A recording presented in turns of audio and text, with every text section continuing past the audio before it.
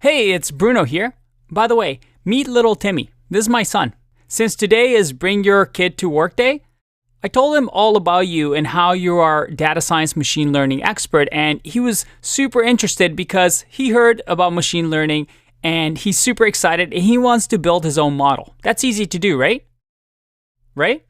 Okay, well, anyway, I gotta run. Here's Timmy. Hope you can teach him and let him build a model by himself by the end of the day. All right, see you later. Don't disappoint. All right, oh boy, Bruno. Not only does he give you a ton of work, now you have to babysit Timmy as well. Oh boy, by the way, what's with that family? They both have perfect hair. I'm jealous. All right, anyway, I'm getting distracted. Now, Bruno wants us to just build some quick machine learning models, but how can we do that? We barely have scratched the surface. Luckily for us, we have a library called Scikit-learn. And Scikit-learn is standard across the industry as the machine learning library to use. So we're going to try and break down this library so that even little Timmy can understand. With that said, we have to give you a warning here because Scikit-learn is a massive library. There are textbooks written about Scikit-learn. There's so many tools, functionalities, and abilities that Scikit-learn allows. So don't expect to just understand everything about Scikit-learn by the end of this section. It is a long section. It is going to be extremely tough, and some of it might seem overwhelming. But as with anything, this takes time, and it's all about practicing and following along with code, doing the assignments, and through repetition, things are going to stick. But again, I want to warn you, if this section seems really tough, if it seems like Daniel just knows so much more than you, it's completely normal. Just hang in there because after this section, we're going to start building some milestone projects where we repeat some of the workflows that we're going to see in this section. So even if you don't get it the first time around, we're going to keep revisiting it so that it sticks. All right, so there's your warning. If you ever have questions, you can always jump in our Discord server. Otherwise, it's time to learn this library Scikit-learn. It's going to be a lot of fun, and hopefully we survive this section. I'll see you in the next one. Bye-bye. Welcome back. We're in a totally new section now, which is very exciting. And once again, we'll start off reminding ourselves of the framework we're using for machine learning projects. We begin with problem definition. We look at what data we have. We define an evaluation metric for ourselves. We check out the features. Which one should we model? We figure out what kind of machine learning model we use. And then we run some experiments on seeing if we can improve things or try something else. And once again, all of this is an iterative process. And we've seen a few tools now that we can use for our framework, which is pandas, matplotlib, numpy. But now, I'm bursting at the seams here with excitement for this section. Why? Because we're going to start getting into the machine learning of things, writing machine learning code. And to do so, we're going to be using Scikit-learn. Now, you might have a question. What is Scikit-learn? And now I've put here in brackets sklearn because you'll often hear Scikit-learn and sklearn used interchangeably. And it's sklearn is just the shortened version of Scikit-learn. So sklearn. If you see sklearn or Scikit-learn, you can think of them talking about the same thing. Well, fundamentally, Scikit-learn is a Python machine learning library, which means if we have data, Scikit-learn helps us build machine learning models to make predictions or learn patterns within that data and then make predictions. And it also implements tools to help us evaluate those predictions. Are they good or are they bad? Are they worth holding on to? Could we put them into our application and actually use them? Now, why Scikit-learn? Well, it's built on NumPy and Matplotlib, a couple of tools that we've seen. Oh, and Python, of course, which is our language of choice. It has many built-in or inbuilt machine learning models. As we'll see, we'll get hands-on with a few of them. And now, this is important, right? Because a lot of the time people get confused thinking they have to learn machine learning, the math inside and out before they can start to use machine learning models. But Scikit-learn sort of abstracts away from that and lets us apply the benefits of machine learning to our problem straight away by leveraging the machine learning models it has inbuilt in the library. And it also has methods to evaluate such machine learning models. So say we build one, as we talked about before, on our data for some sort of problem that we're working on. How do we know if that model has actually learned anything, or if we did put it into production, could we trust it in some way or another? And as a little bit of an aside, it is a very well-designed API, and API, another word for just programming library. It's Scikit-learn. Once you get into it, once you get hands-on with it, there's a lot there, but you'll start to realize, oh wow, the people who have made this have put a lot of thought into it and made it beautiful. So what are we going to cover? Well, we devised a Scikit-learn workflow. So what's this look like? Well, the first step is to get our data ready. Then the next is to pick a model to suit your problem. And if you're wondering what is going on here with this web of circles and blobs and different colors and different shapes, well, don't worry. We're going to see what that is. Just hold tight, hold tight. I'm excited too. And then step 3 is we're going to fit the model. So once we've chosen a model using this web here, we're going to fit that to our data, and fit in Scikit-learn is another word for, hey, model, find patterns within our data. And then once we've fit it, once it's found patterns within the data, we'll use that trained model, which is another word for a machine learning model who has found patterns in data, to make a prediction. Then we'll evaluate those predictions, see if they're worth holding on to, or maybe not. Maybe we need to improve through experimentation. And that might involve turning the knobs on some of our models or doing experiments. And then finally, we'll see how to save and reload a trained model. Because sometimes machine learning or training machine learning models, it can take a while for them to learn. And so it would be helpful if we could save a model and then reload it, so we could share it with a colleague or share our results online or put our model into an application of sorts, and we wouldn't have to learn the patterns in data every single time that you used it. So this is what we'll be working through. And then more specifically, we're going to do an end-to-end Scikit-learn workflow. And then these steps here are really diving deeper into the steps in that workflow that we just saw. So we're going to start off with this. We're going to first and foremost just go straight through this to begin with, and then we're going to break it down. So we'll have an end-to-end Scikit-learn workflow. Then we'll look at step 1, getting data ready, prepare it to be used with our machine learning models. We'll see how to choose a machine learning model for what problem we're working on. We'll learn how to fit a model to the data, aka learning patterns.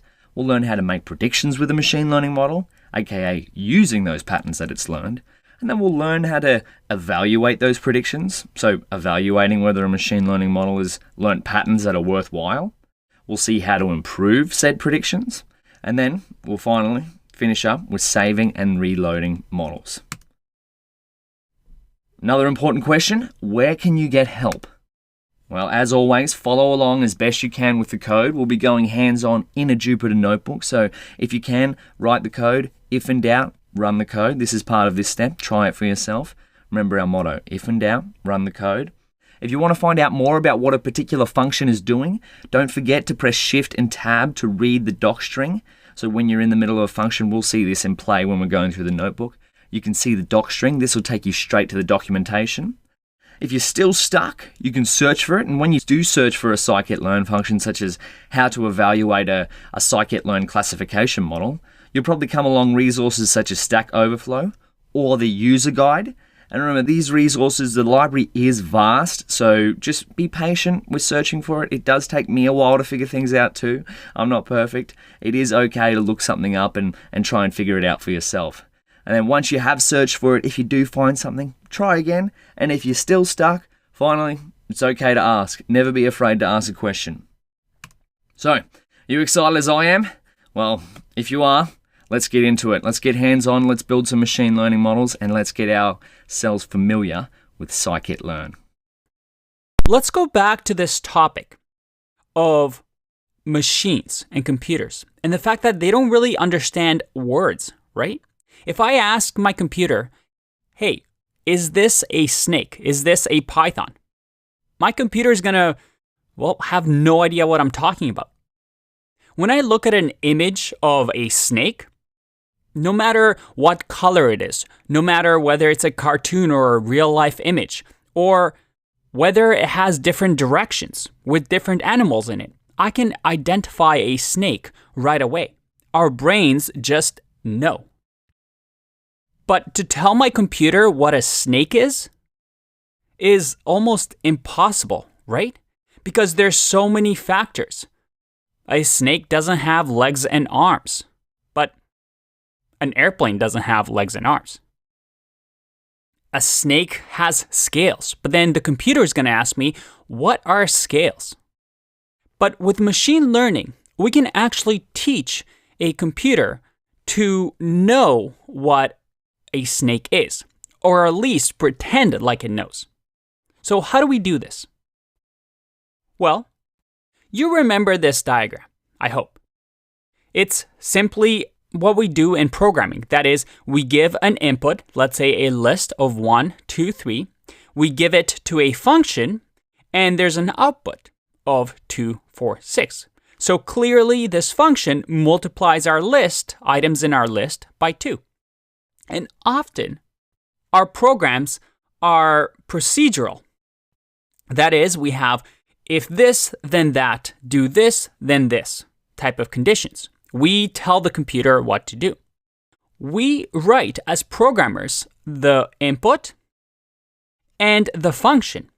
And all the computer does is actually just calculate using the input and the function, the output. And it can do that really, really fast for us instead of having a human do something when, let's say, a list is millions of items long. Machine learning changes this idea. It says, hey, give me the input and give me what you want the output to be. That is, give me all the data that you have. And by the way, tell me what the answer is, or at least what the output that you want. So in this case, I want the input to be a list of 1, 2, and 3, and the output to be a list of 2, 4, and 6.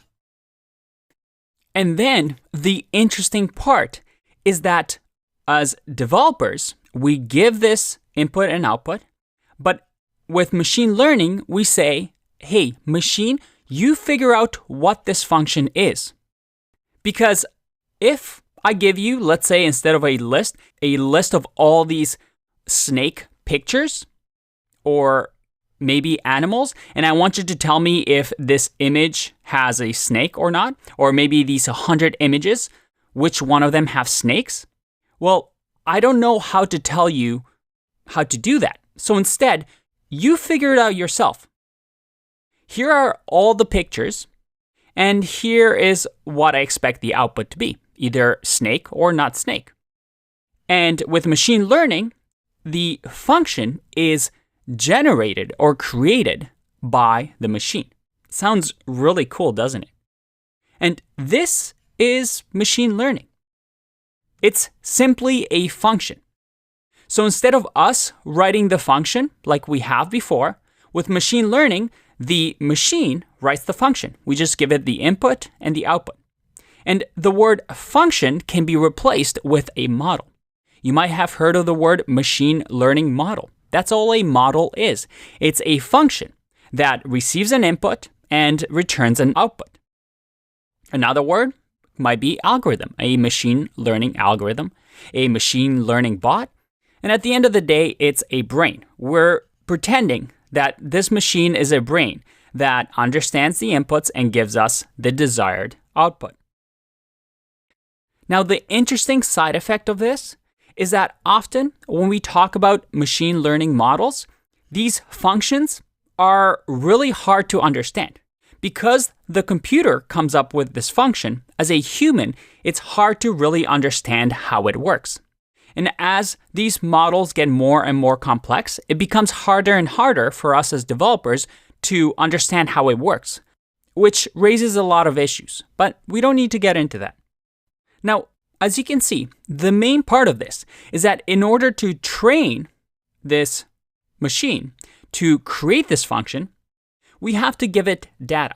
And for it to be really, really good, we have to give it lots and lots of data. And then we want to test to make sure that this data that we give in gives us the correct output.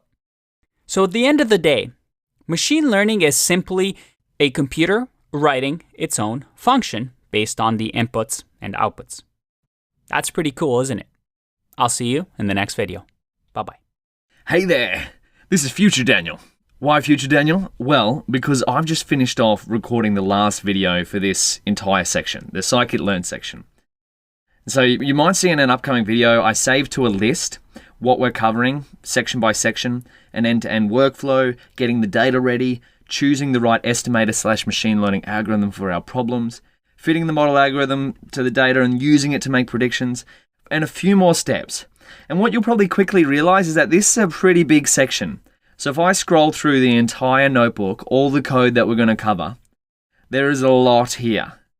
Right through, keep following it through. Don't worry, this is across the next 25, 30 or so videos that you're going to go through. And here's that list that I created right at the start, right? I think this is in an upcoming video. And now, seeing this to start out with can be pretty intimidating. That's what I want to sort of warn you, right? Is that because there is so much, because we are going through a lot of different concepts of not only machine learning, but scikit-learn as itself, I wanted to make an auxiliary resource that you can kind of come to and get a quick overview of what we're doing.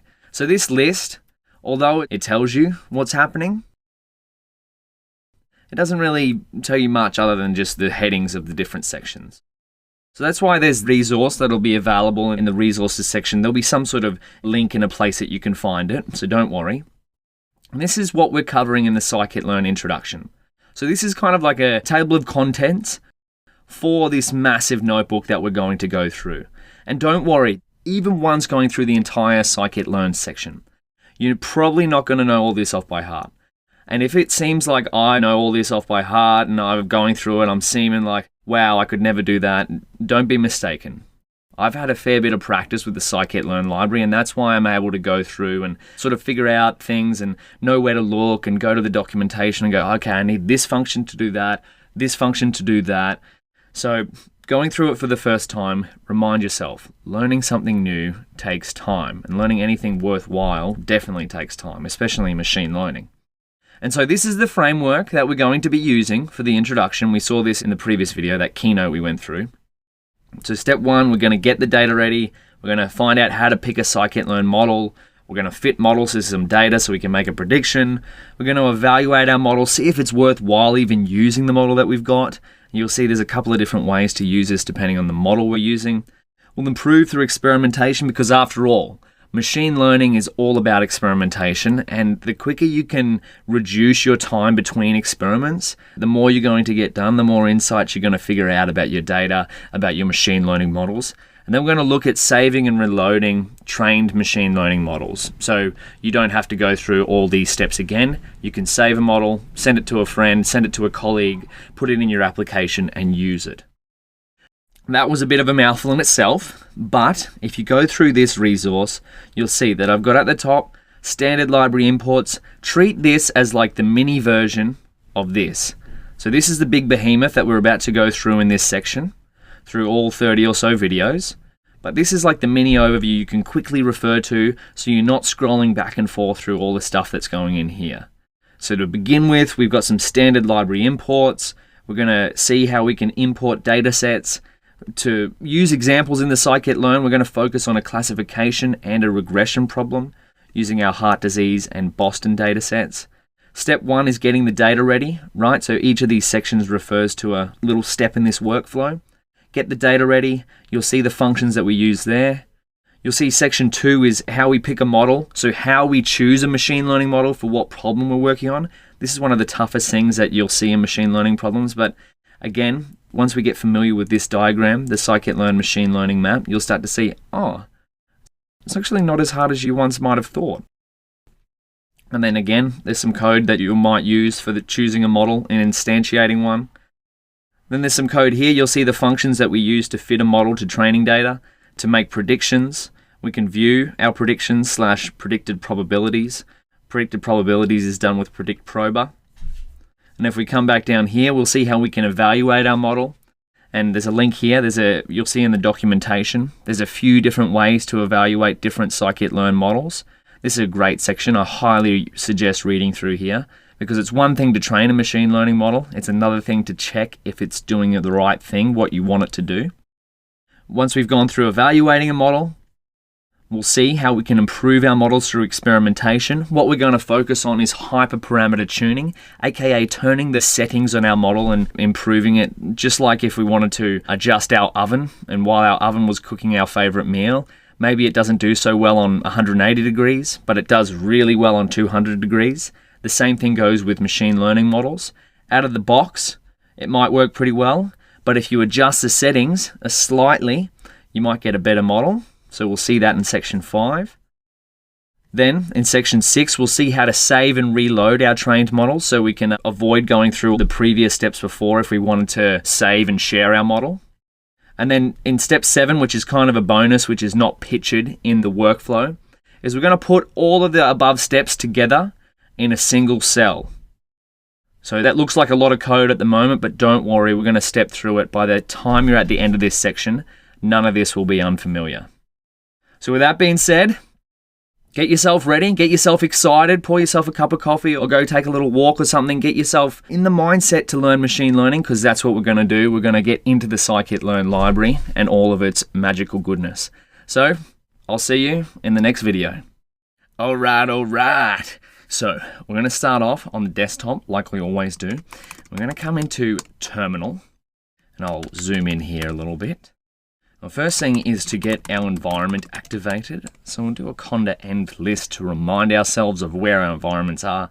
I've got 3 here. The one we've been working with is in the sample project folder. So I'm going to go conda activate and then copy this. I could copy and paste it, but I'm just going to type it out because that's what we're in the habit of doing. So we've got users/Daniel/desktop/ML course. Oh, typos galore today. /sample project. Your file path here might be different, unless your name's Daniel, because otherwise, great name. And then here, once we've got our environment activated, we can see that this has changed from base to this string here. Wonderful. That means our conda activate environment is activated. So then we'll go here, Jupyter notebook, so we can get our notebook server loaded up. Wonderful. This is going to open our browser. I haven't changed directory, so that's why I'm at the top folder here, but that's all right. I can change into desktop, ML course. Sample project is where we've been working. We've got our introduction to matplotlib, numpy, and pandas notebooks. Wonderful. But I'm going to create a new one because we're going through introduction to Scikit-learn. Wonderful. We'll put a beautiful heading up the top here. Introduction to Scikit-learn, brackets, sklearn to remind ourselves. And we go, this notebook demonstrates some of the most useful functions of the beautiful, which it is beautiful, Scikit-learn library. Wonderful. We'll hit escape and M to change that into markdown. We'll run it. And maybe we'll put in here what we're going to cover, just so we get a little bit of a highlight. What we're going to cover. So we're going to start off with 0, because we're going to index Python style. 0 will be an end-to-end Scikit-learn workflow. Wonderful. And then we're going to deep dive into each step of this workflow. So we'll look at getting the data ready. Then we'll choose the right estimator. Now, estimator is another word in Scikit-learn you'll see in a second for machine learning model. So when you hear the word model or machine learning algorithm or estimator, that's what sklearn uses for it. They use the term estimator for machine learning model. We'll put /algorithm for our problems. 3, we'll fit the model /algorithm /estimator and use it to make predictions on our data. Wonderful. And then 4, we'll look at evaluating a model. And then 5, we're going to improve a model. And then 6, we'll save and load a trained model. And then 7, why don't we put it all together? Maybe putting it all together sounds a bit better there. Wonderful. All right, well, let's dive into it. Let's start with 0. We'll create another heading. So 0, an end to end. Now follow along if you can, because that's the best, but I'm probably going to go a little fast, to be honest, because I'm kind of just talking through this as I go. So if you can't keep pace, that is absolutely fine. You could potentially slow the video down or just revisit it a few times until you see what's going on. But don't worry, you'll have access to all this code here. So, an end-to-end scikit-learn workflow. And we got the steps right here of what we have to do. So let's do it. Step 1, getting the data ready. Let's see what that looks like. We've had a little bit of experience in the past few sections on using a heart disease data set. So let's see if we can do that and maybe build a machine learning model on that heart disease data set. All right, so we'll do 1, get the data ready. Import pandas as PD. Now remember this, the end-to-end scikit-learn workflow, we're going to kind of breeze through these steps. So we'll deep dive into each of them as we go. So we'll go heart disease equals pd.read_csv. Now I believe I've moved everything into a data folder. So usually we could just put the CSV name here, but I've changed it up and now all of our CSV folders are within this data folder, just to kind of clean and keep our sample project folder nice and neat looking. So that's why I've got the file path data here. Data heart disease.csv. And then we'll go heart disease. We'll view it just to make sure. Wonderful. There's all of our rows there. And so what we're going to do with this is use these columns all across here. Age, sex, CP, whatever these are, to try and predict the target, which is 1 or 0, heart disease or not. So the first things first is we need an X. And you'll see this a lot in scikit-learn. X is kind of the features matrix, which is essentially these columns, and then Y will be this column. So let's see how we do that. So we create X, maybe we'll put here, create X, which is called features matrix. Oftentimes, it has other names, could be data, could be feature variables. Heart disease dot, we want to, every column except the target column. So we need to go axis equals 1, beautiful, and then we're going to create Y, which is label matrix, or labels, let's just call it labels, beautiful, Y equals, we want heart disease, now we only want the target column for target. Wonderful, so we've created X and Y, so basically X and Y, X is just these here, and Y is this column here. Wonderful. Then what's next in scikit-learn? We go up here, 2. Choose the right estimator / algorithm for our problems. Well, our problem is classification because we want to classify whether someone has heart disease or not. So let's see that in action. So 2 is choose the right model and hyperparameters. Hyperparameters are like dials on a model that you can tune to make it better or worse. So let's use a random forest. So sklearn, if you're wondering what is Daniel talking about with random forest, well, we're going to see this in a little more depth in a future video, but just so you're aware, just imagine random forest from scikit-learn.ensemble, import random forest classifier. This is just a classification machine learning model. That is the most you need to know for now. So it's capable of learning patterns in data and then classifying whether a sample, aka a row, is one thing or another thing. And so we'll instantiate that class using CLF, which is short for classifier in scikit-learn. Other times you'll see it called model, but we're going to use CLF because we'll stick with the documentation. So CLF equals random forest classifier. Beautiful. And we're going to, we'll keep the default parameters, hyperparameters. Keep the default hyperparameters. So CLF, you can see what parameters your model's using CLF.getParam, so we'll see this. Maybe take a little while to import. In the meantime, we'll create the heading for this one. So 3 is fit the model to the data. Wondering why that's taking so long. Maybe it'll finish while we're typing. So first of all, we need to train our model on a training set and test it on a test set. So we need to create that. What is this? Oh, my bad. We need this. It's not an attribute. It's a method. There we go. So this is the hyperparameters, or the little knobs on our machine learning model random forest classifier. We'll have a look at these in a future section. But we want to also fit the model to the training data. Beautiful. Let's do that. So we want to go from sklearn.model selection. We need to split our data into training and test. And we can do that with sklearn's train test split.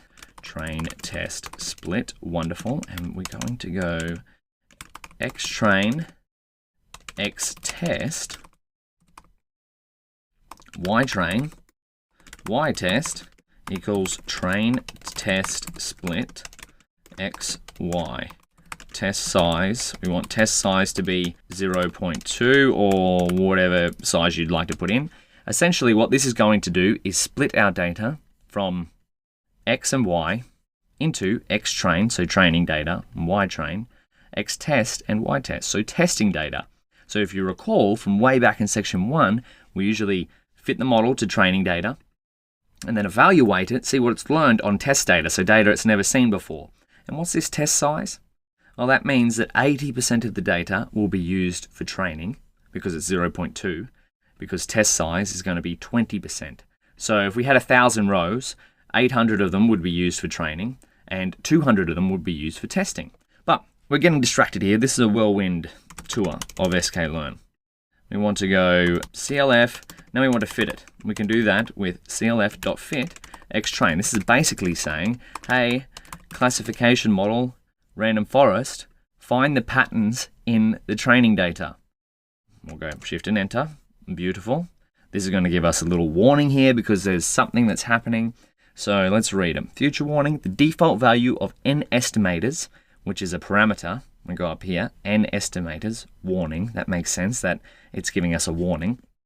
Will change from 10 in version 0.20 to 100 in 0.22. Well, let's see if we can just update that now. So n estimators, we're altering our hyperparameters here, equals 100. Now, we shouldn't get that warning. Beautiful. We don't. And we can get rid of that output by just putting that little semicolon. Excellent. Now, our model is fit to the data. So what can we do? Well, we can make a prediction. So let's do that. Make a prediction. This is still step 3, by the way. Y label equals clf.predict, and we have to pass a numpy array. So let's do that. Numpy array 0, 2, 3, 4. Let's see what happens. We get an error. Numpy is not defined. We should have done this right at the top. Let's do that. Import numpy as np. Beautiful. Now this should work. No, it doesn't work. Why doesn't it work? The input. So the shape isn't correct. Now, the reason this is because when you train a model on something that looks like xtrain, which xtrain happens here, we can only make predictions on arrays that look like this, because that is what our model has learned. So, does this np array 0, 2, 3, 4 look anything like this? No, not at all. But what does look like that is xtest. Beautiful. So what we can do is we can make some predictions. So ypreds is a conventional name for making predictions on test data, equals clf, our model, dot predict xtest. Now what does this look like? Ypreds. We've got an array of zeros and ones, and now what does this look like? We've got ytest.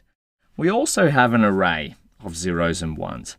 I wonder what we could do with this. Well, we can go step 4, evaluate the model. This is where we evaluate how good the predictions or how well the machine learning model we've just trained, our random forest classifier, has done learning on the training data.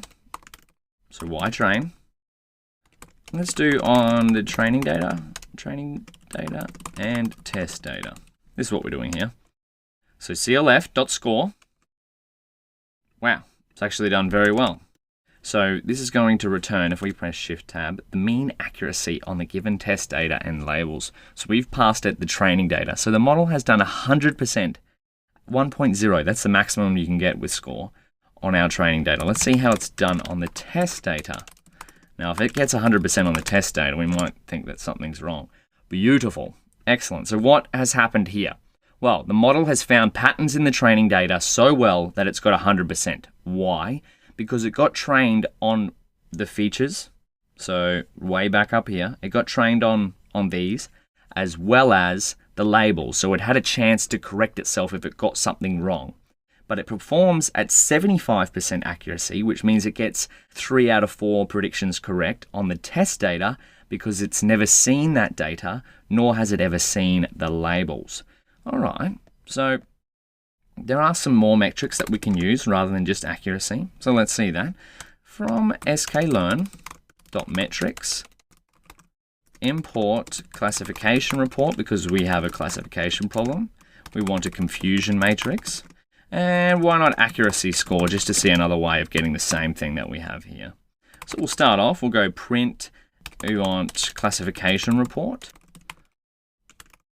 And we want to compare, what does this take? We can't press Shift Tab because we haven't imported it yet. I believe it takes Y test, so test labels, so true labels, versus our predictions. So what this is going to return is, spoiler, let's just see it. So what this shows us is some classification metrics that compare the test labels to the predictions, the prediction labels that we made up here with our model. So using the predict function. And then if we do the same again, we can do our confusion matrix. So we got confusion matrix and we want Y test versus Y preds. Wonderful. And then we can do accuracy score and we want Y test, Y preds. Beautiful. These are just some more steps that we can do to evaluate our model. And so next step would be, we're not really happy with how the accuracy score is doing there. So let's go to step 5, which is come back up here, right to the top, improve a model. Okay, let's do it. Let's see how we can improve a model.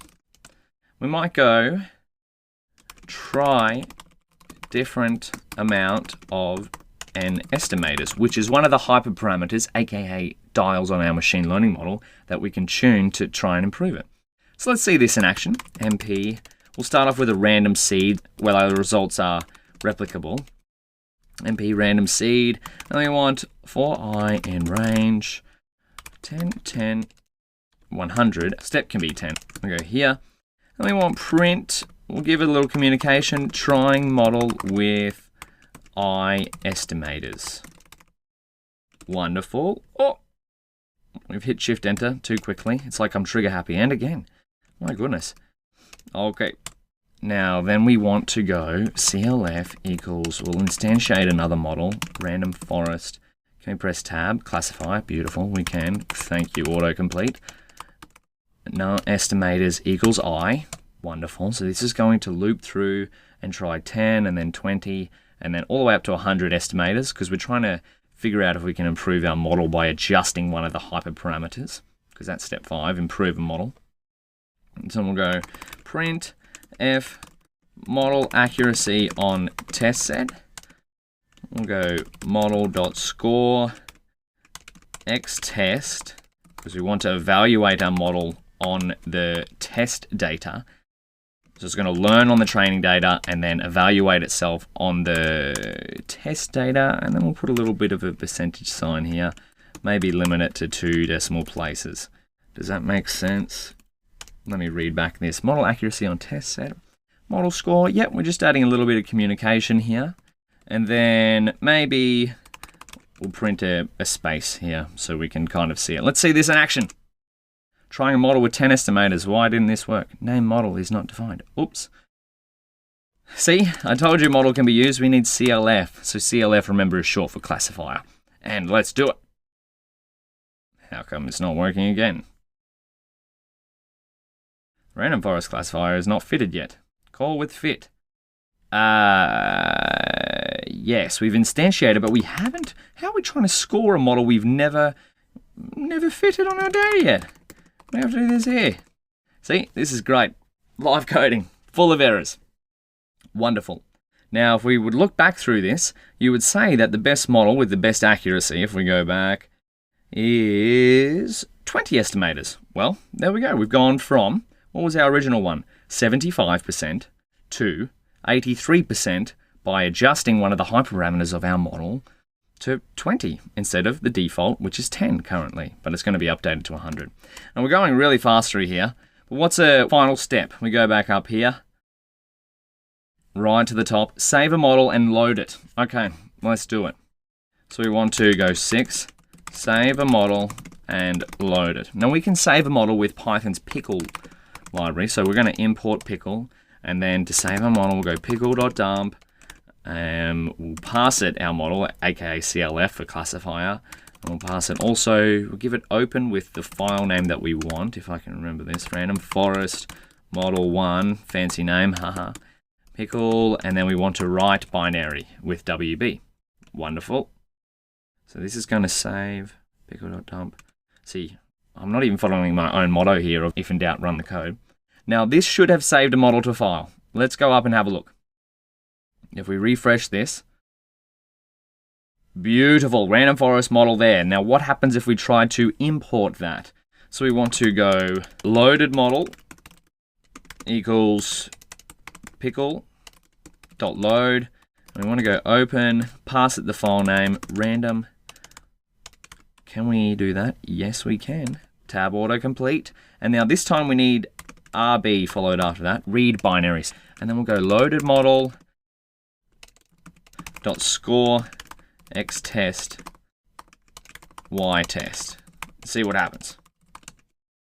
73. Now that should line up 73.7 with the last model that we tried up here. And it does. Wonderful. Now we've just zoomed through that. It took about 20 minutes or so to do an entire scikit-learn workflow with a lot of talking. So we started off with 1, getting the data ready. We saw our data frame of heart disease. Then we split it into X and Y, which is often what you'll do in supervised learning problems in scikit-learn. We're going to use the features here to predict the target. Wonderful.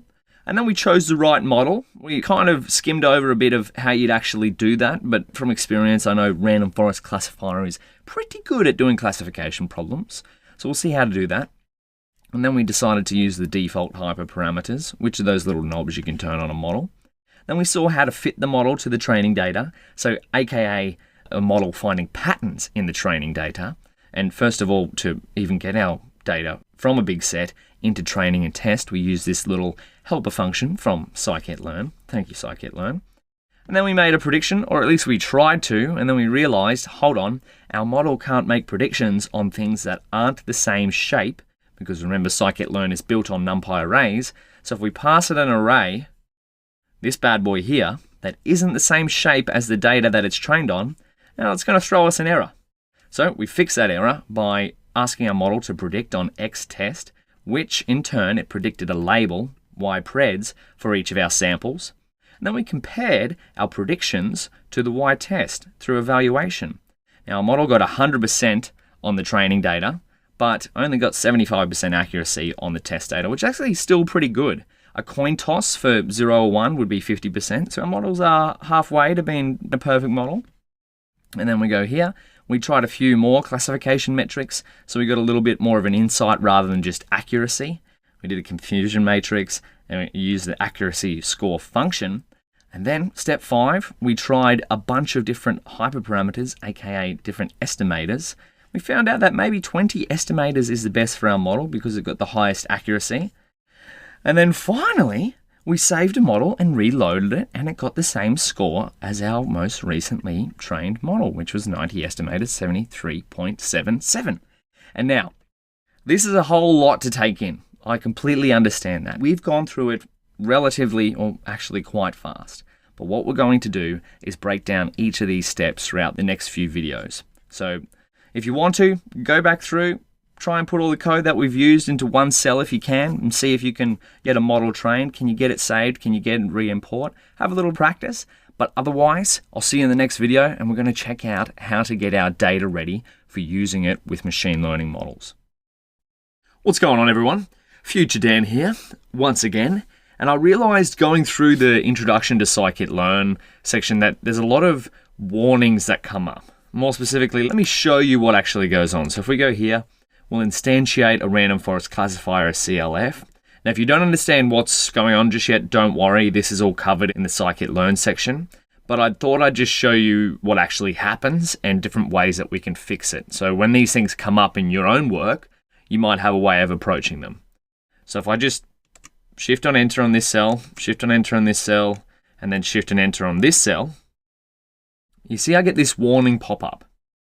So the reason why this warning pops up is because it's telling me the default value of n estimators will change from 10 in version 0.20 to 100 in 0.22.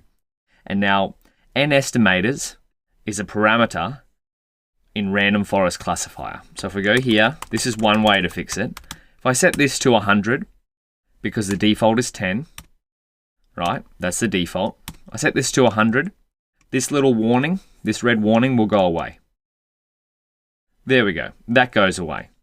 But if I set that back to what it was, the default, so passing nothing, and then I run it again, the warning's going to come back. Now, there's one way to fix this pretty quickly. It's to do what the warning says. We've just seen that. The other way is if we come here. Now, this goes for all warnings, so aka anything that you see in red in Jupyter Notebook output. This is one way to solve all of them. Well, not solve all of them, but you will see it happen. So import warnings. So we'll import the Python warnings module.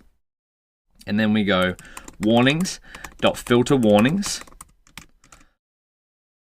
Oh, we need to pass it some sort of variable. Now there's one we can do here, which is ignore. So essentially what this is going to do is ignore all of the warnings that appear. So if there's a warning like this red thing, it's going to just ignore it. So it won't appear in our Jupyter Notebook. Ready? Gone. But that's kind of a band-aid solution, right? Like if we're just ignoring the warnings, what if the warning was actually telling us something significant?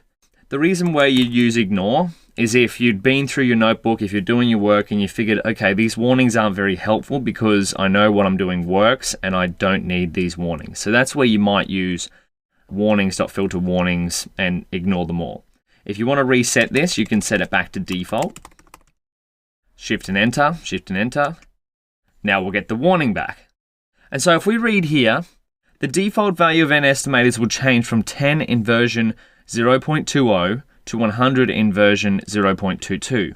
So what this is saying is that if we go here, we follow this path, it goes sklearn ensemble forest.py, future warning.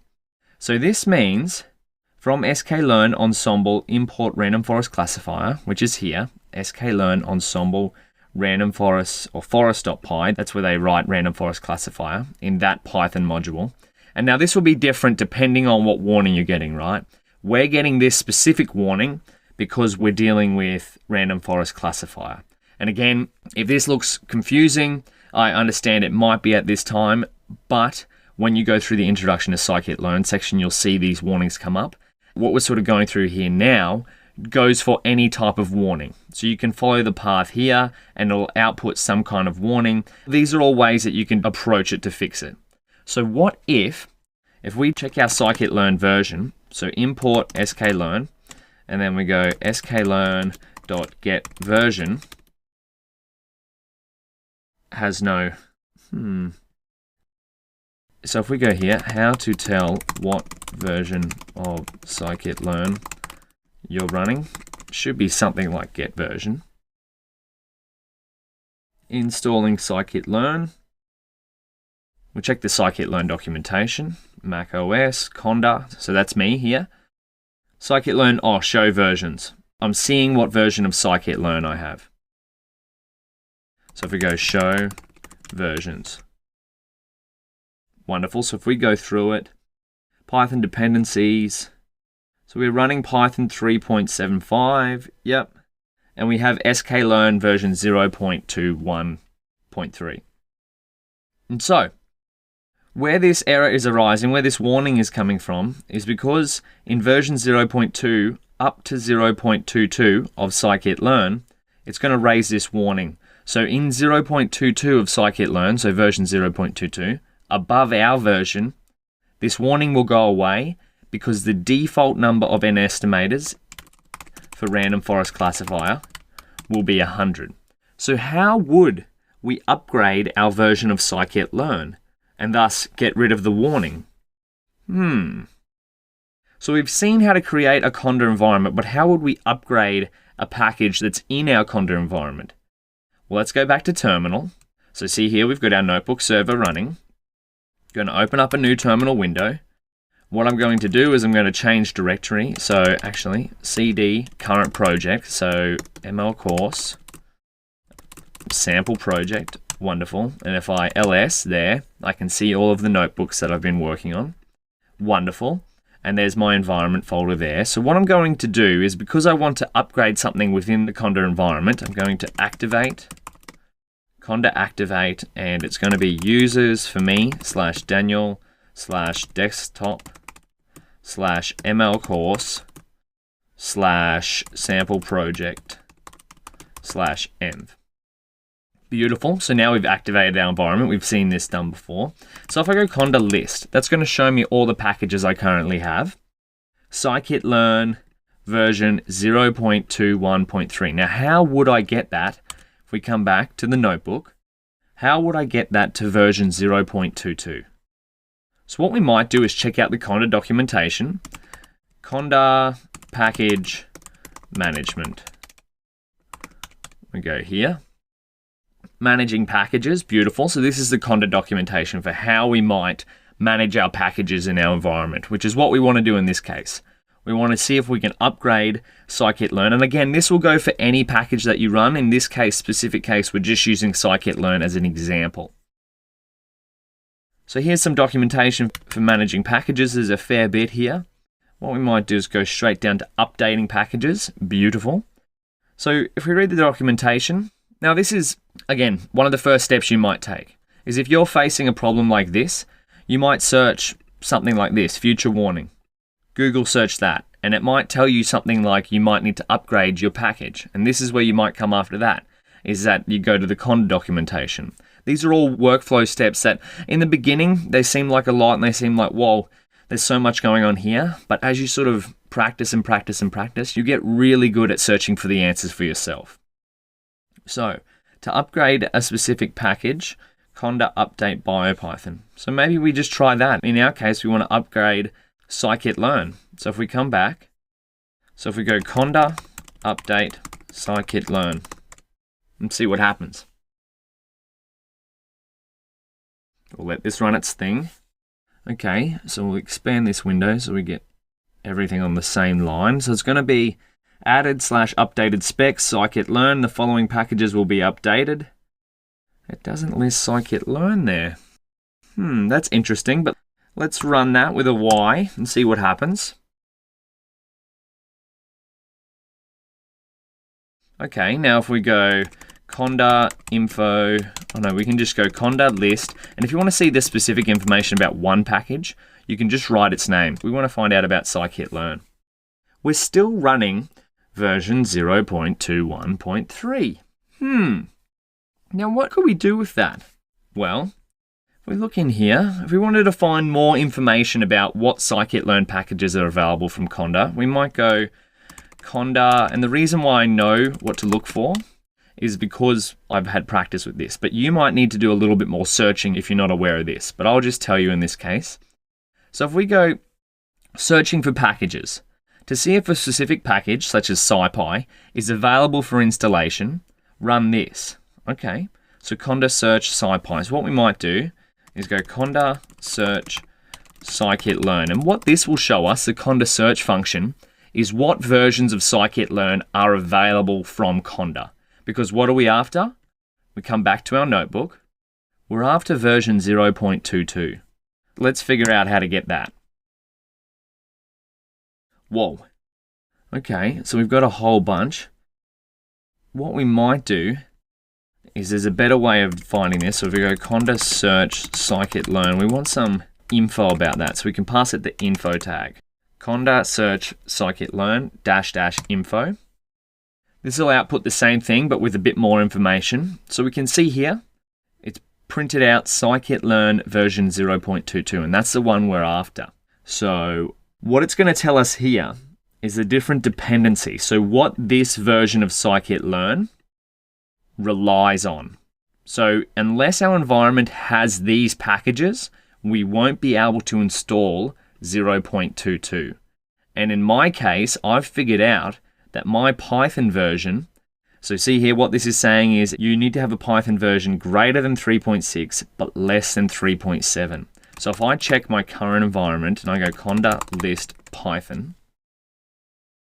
I can see my version of Python is 3.7.5. Okay. So that is the reason why when I install Scikit-learn using Conda, I don't get version 0.22 because I'm using a version of Python that is incompatible with this version of Scikit-learn. Does that make sense? So when you're setting up an environment, the way Conda works is it kind of makes sure behind the scenes, all of the packages and dependencies, all of these tools that you install work well with each other. So it's really saving us here by not letting us install Scikit-learn 0.22 because the developers of Scikit-learn have uploaded it to Anaconda and said, hey, these versions here, between these two numbers, are the only versions that will work fully and properly with this version of Scikit-learn. So one way we can do this is to uninstall some of the dependencies that Scikit-learn relies on and then reinstall them with specific version numbers. That's a fair bit of talking there, but let's see it in action. So that's what we're going to do. We're going to uninstall some of the things that Scikit-learn depends on, so like NumPy and Python, and then reinstall them with specific version numbers. So conda uninstall. To uninstall a package, we go conda uninstall and then the package name. So we're going to uninstall Scikit-learn, and then we're going to uninstall Python. And that should actually be enough. So conda uninstall Scikit-learn, uninstall Python. Let's see what happens when we do that.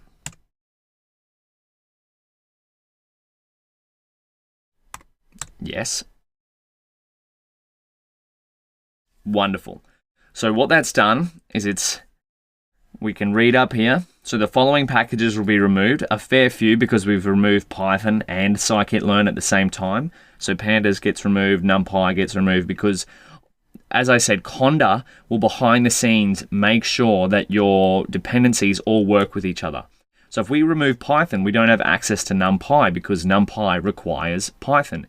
Even though we didn't type in conda uninstall NumPy, it gets removed because what it depends on got removed. So now we go back to our notebook and we try to run our import functions. They still work because our kernel is still active, but if we were to go here, restart, so basically just restarting our notebook from scratch, and if we were to hit Shift Enter here, we're going to get some errors because our current active environment, we've just uninstalled all of these, NumPy, pandas, matplotlib, etc., etc. See here we're getting a kernel error. So what we'll do is we'll come back here and we'll go conda install.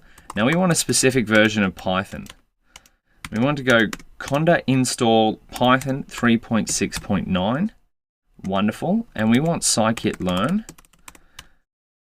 version 0.22. And we want to reinstall matplotlib, NumPy, and pandas, as well as Jupyter, because a lot of different packages got removed here. So essentially we're rebuilding our environment with specific versions of packages that we want. So we're going to hit yes. And again, this may take a little while the environment conda installs these packages, so we'll fast forward the video until this is done. Wonderful. So that's reinstalled certain packages with certain values. So now what we'll do is if we go conda list Scikit-learn, we'll check the version that we have. Oh, even made a typo and conda's smart enough to realize what I was after. Beautiful. So now, because we've passed the version number that we wanted to install by setting Scikit-learn equal to 0.22, Conda has installed version 0.22 for us. But the reason it did that was because we also did the same thing for Python.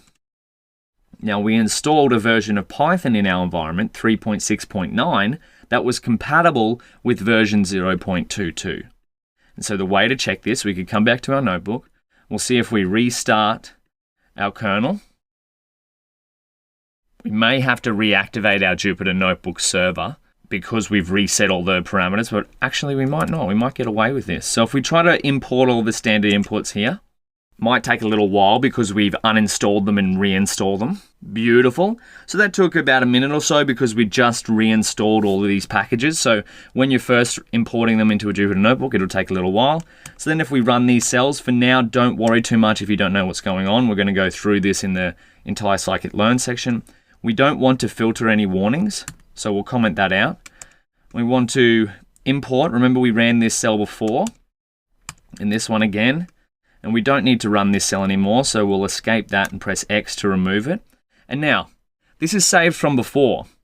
So previously when we ran this cell, it produced a warning. But now, since we've upgraded to version 0.22, we cross our fingers, that warning shouldn't be there. And we're kind of waiting for these cells here to run. So if we run this one, this is going to import the random forest classifier.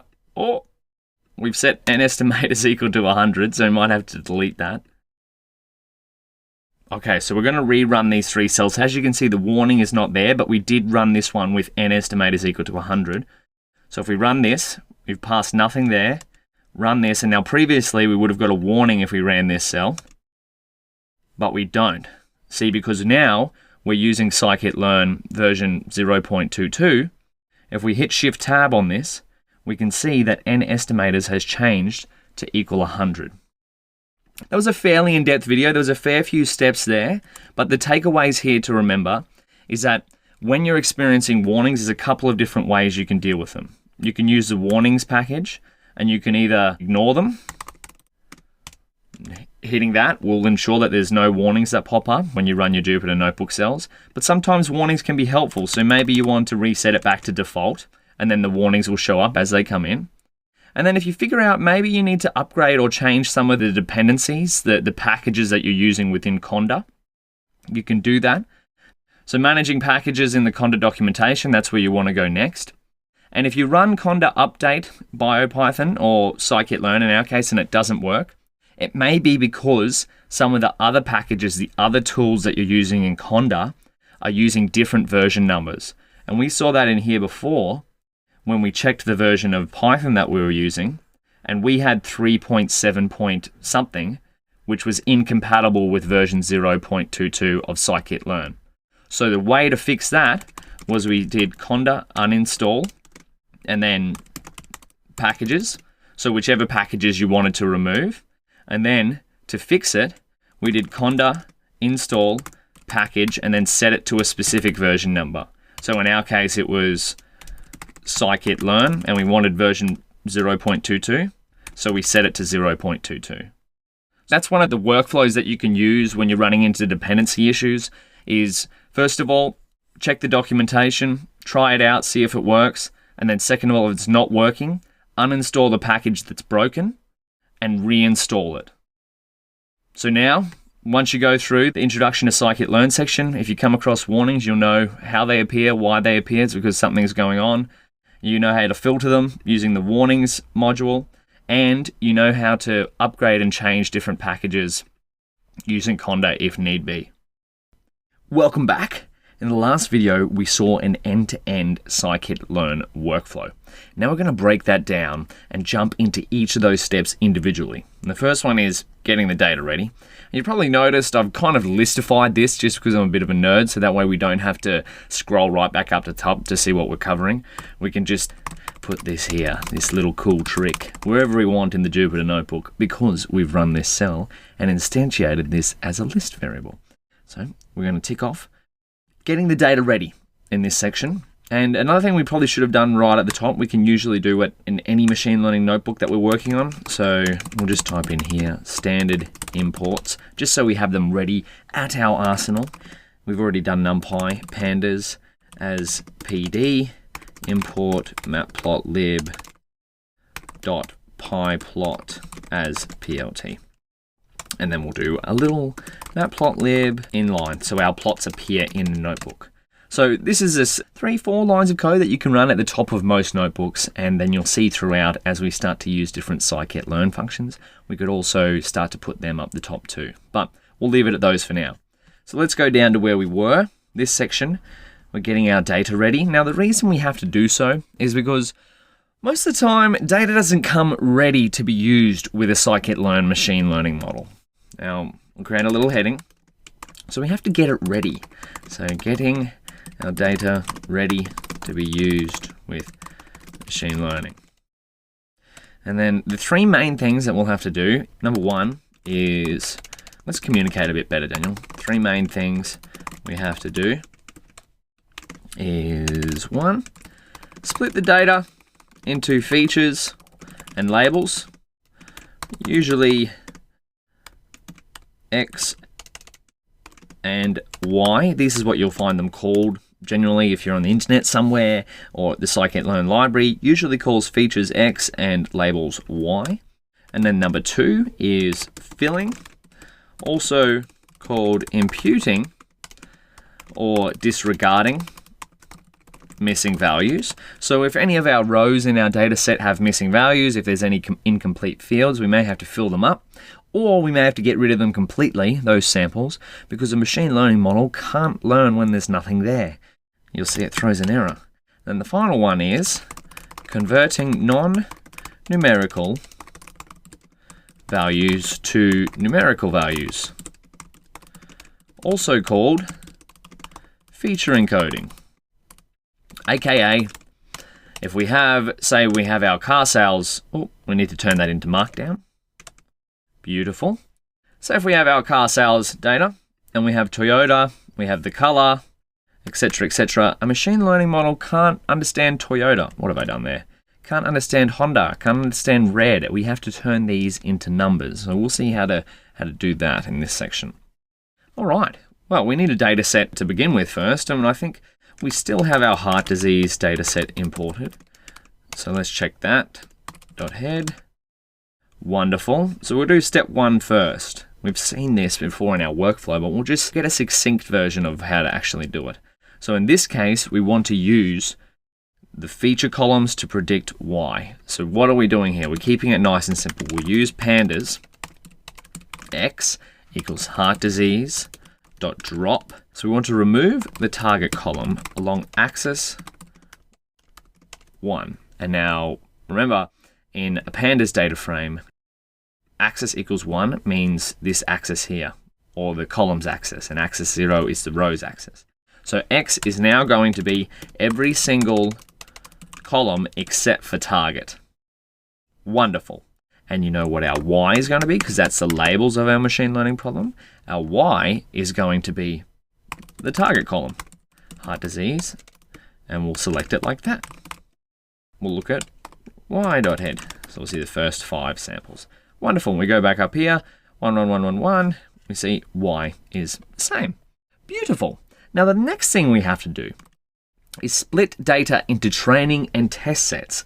So in machine learning, one of the most fundamental principles is never evaluate or test your models on data that it is learned from, which is why we split it into training and test sets. So scikit-learn has a convenient function for allowing us to do that. So split the data into training and test sets. Remember right back at the start when we we're going over concepts, if you're looking at the test data, it's like looking at the final exam before you've looked at the practice exam. Not what you want to be doing, right? If the professor accidentally leaked the final exam, everyone would be getting perfect marks and no one would be actually learning anything. So we want to, from sklearn.model selection, sklearn has a fair few different modules, but we'll see some of the most useful ones. Import, train, test, split. Beautiful. Now, when we call train test split, it's going to return 4 different values. One is xtrain, one is xtest, one is ytrain, and one is ytest. So let's see what happens. Train test split, and now we pass it our x data. Let's see what it says actually. Split arrays or matrices into random train and test subsets. Beautiful, that's what we want. We want some data to train on, and we want some data to evaluate our machine learning models on. So we'll pass it our features, and we'll pass it our labels, and we'll define the test size as being 0.2. So let's see what happens. Wonderful, that runs smoothly. And let's check out the shapes of our new matrices, because remember, our data here is really just a matrix in a data frame, or a NumPy ND array in a data frame. So we want xtrain.shape, we'll test xtest.shape, ytrain.shape, and finally ytest.shape. Let's see this. Okay, so 242 with 13 columns. So 242 by 13, then 61 by 13. Okay, this makes sense. So if we look up here, there's 1, 2, 3, 4, 5, 6, 7, 8, 9, 10, 11, 12, 13. 13 different features. That's why our xtrain variable is 242 by 13. But where did this 242 come from? Well, that's because we've decided here that we want our test data set to be 20% of the overall data. So let's have a look at this. If we go x.shape, because x is before we split it, right? We got x up here. x.shape is 303. So we have 303 samples total. Let's just check that. 303 samples total, and 80% of them are going to be training data for the machine learning model. So if we go train.shape, we want to times that by 0.8. So 242.4. We add these together. 242 plus 61.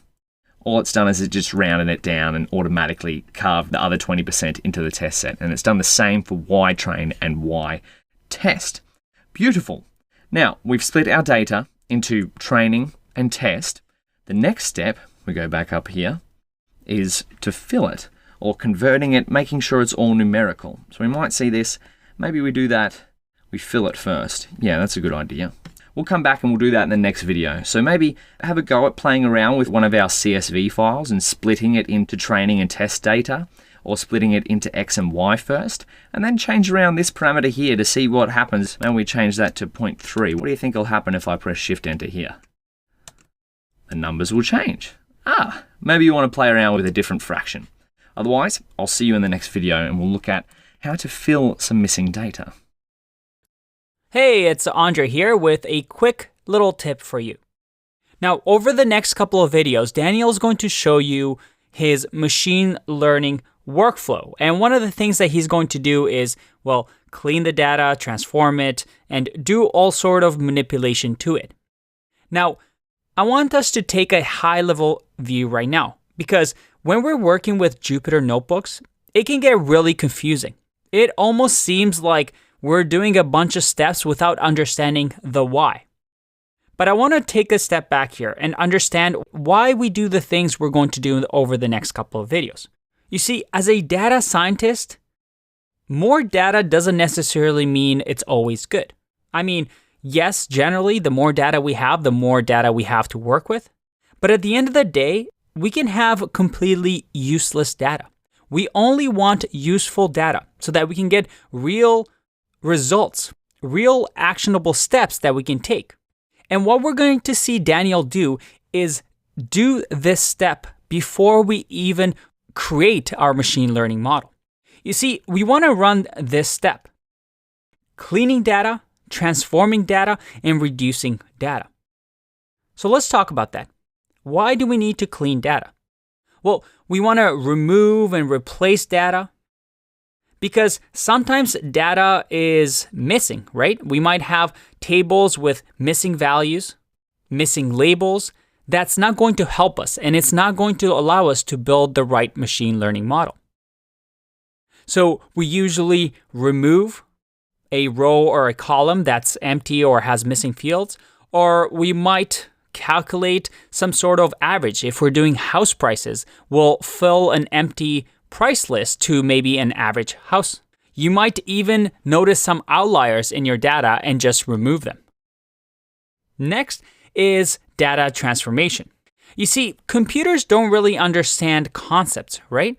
Most of the time, computers just understand ones and zeros, just numbers, really. In order for us to teach computers, most of the time we want to transform our data into some sort of form that a computer can understand. So what we're going to see is Daniel actually convert some of our information into numbers. You might have things like the price of a house, or a salary that are numbers and easy for us to create models with because computers understand numbers fairly easily.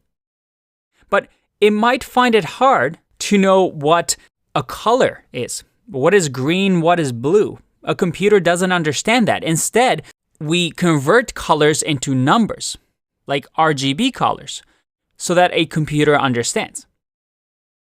A good way we transform data is usually between zeros and ones, such as, do you have heart disease or do you not? No heart disease is 0, heart disease is 1. We have to make sure that data across the board uses the same units. Maybe one data uses meters, another data uses yards. This idea of transforming data into a useful form is really, really difficult, and it just comes with practice. But you're going to see Daniel how he transforms data so it's more and more workable. So once we've cleaned the data, once we've transformed the data, next is to reduce our data. Why reduce our data? Don't we want as much data as possible? Well, theoretically, yes. But remember, everything costs money. The more data we have, the more CPU, the more energy it takes for us to run our computation. So if we're able to get the same result on less data, that actually saves us money. It saves companies money, especially big companies like Google that have a lot of data and run a lot of CPU.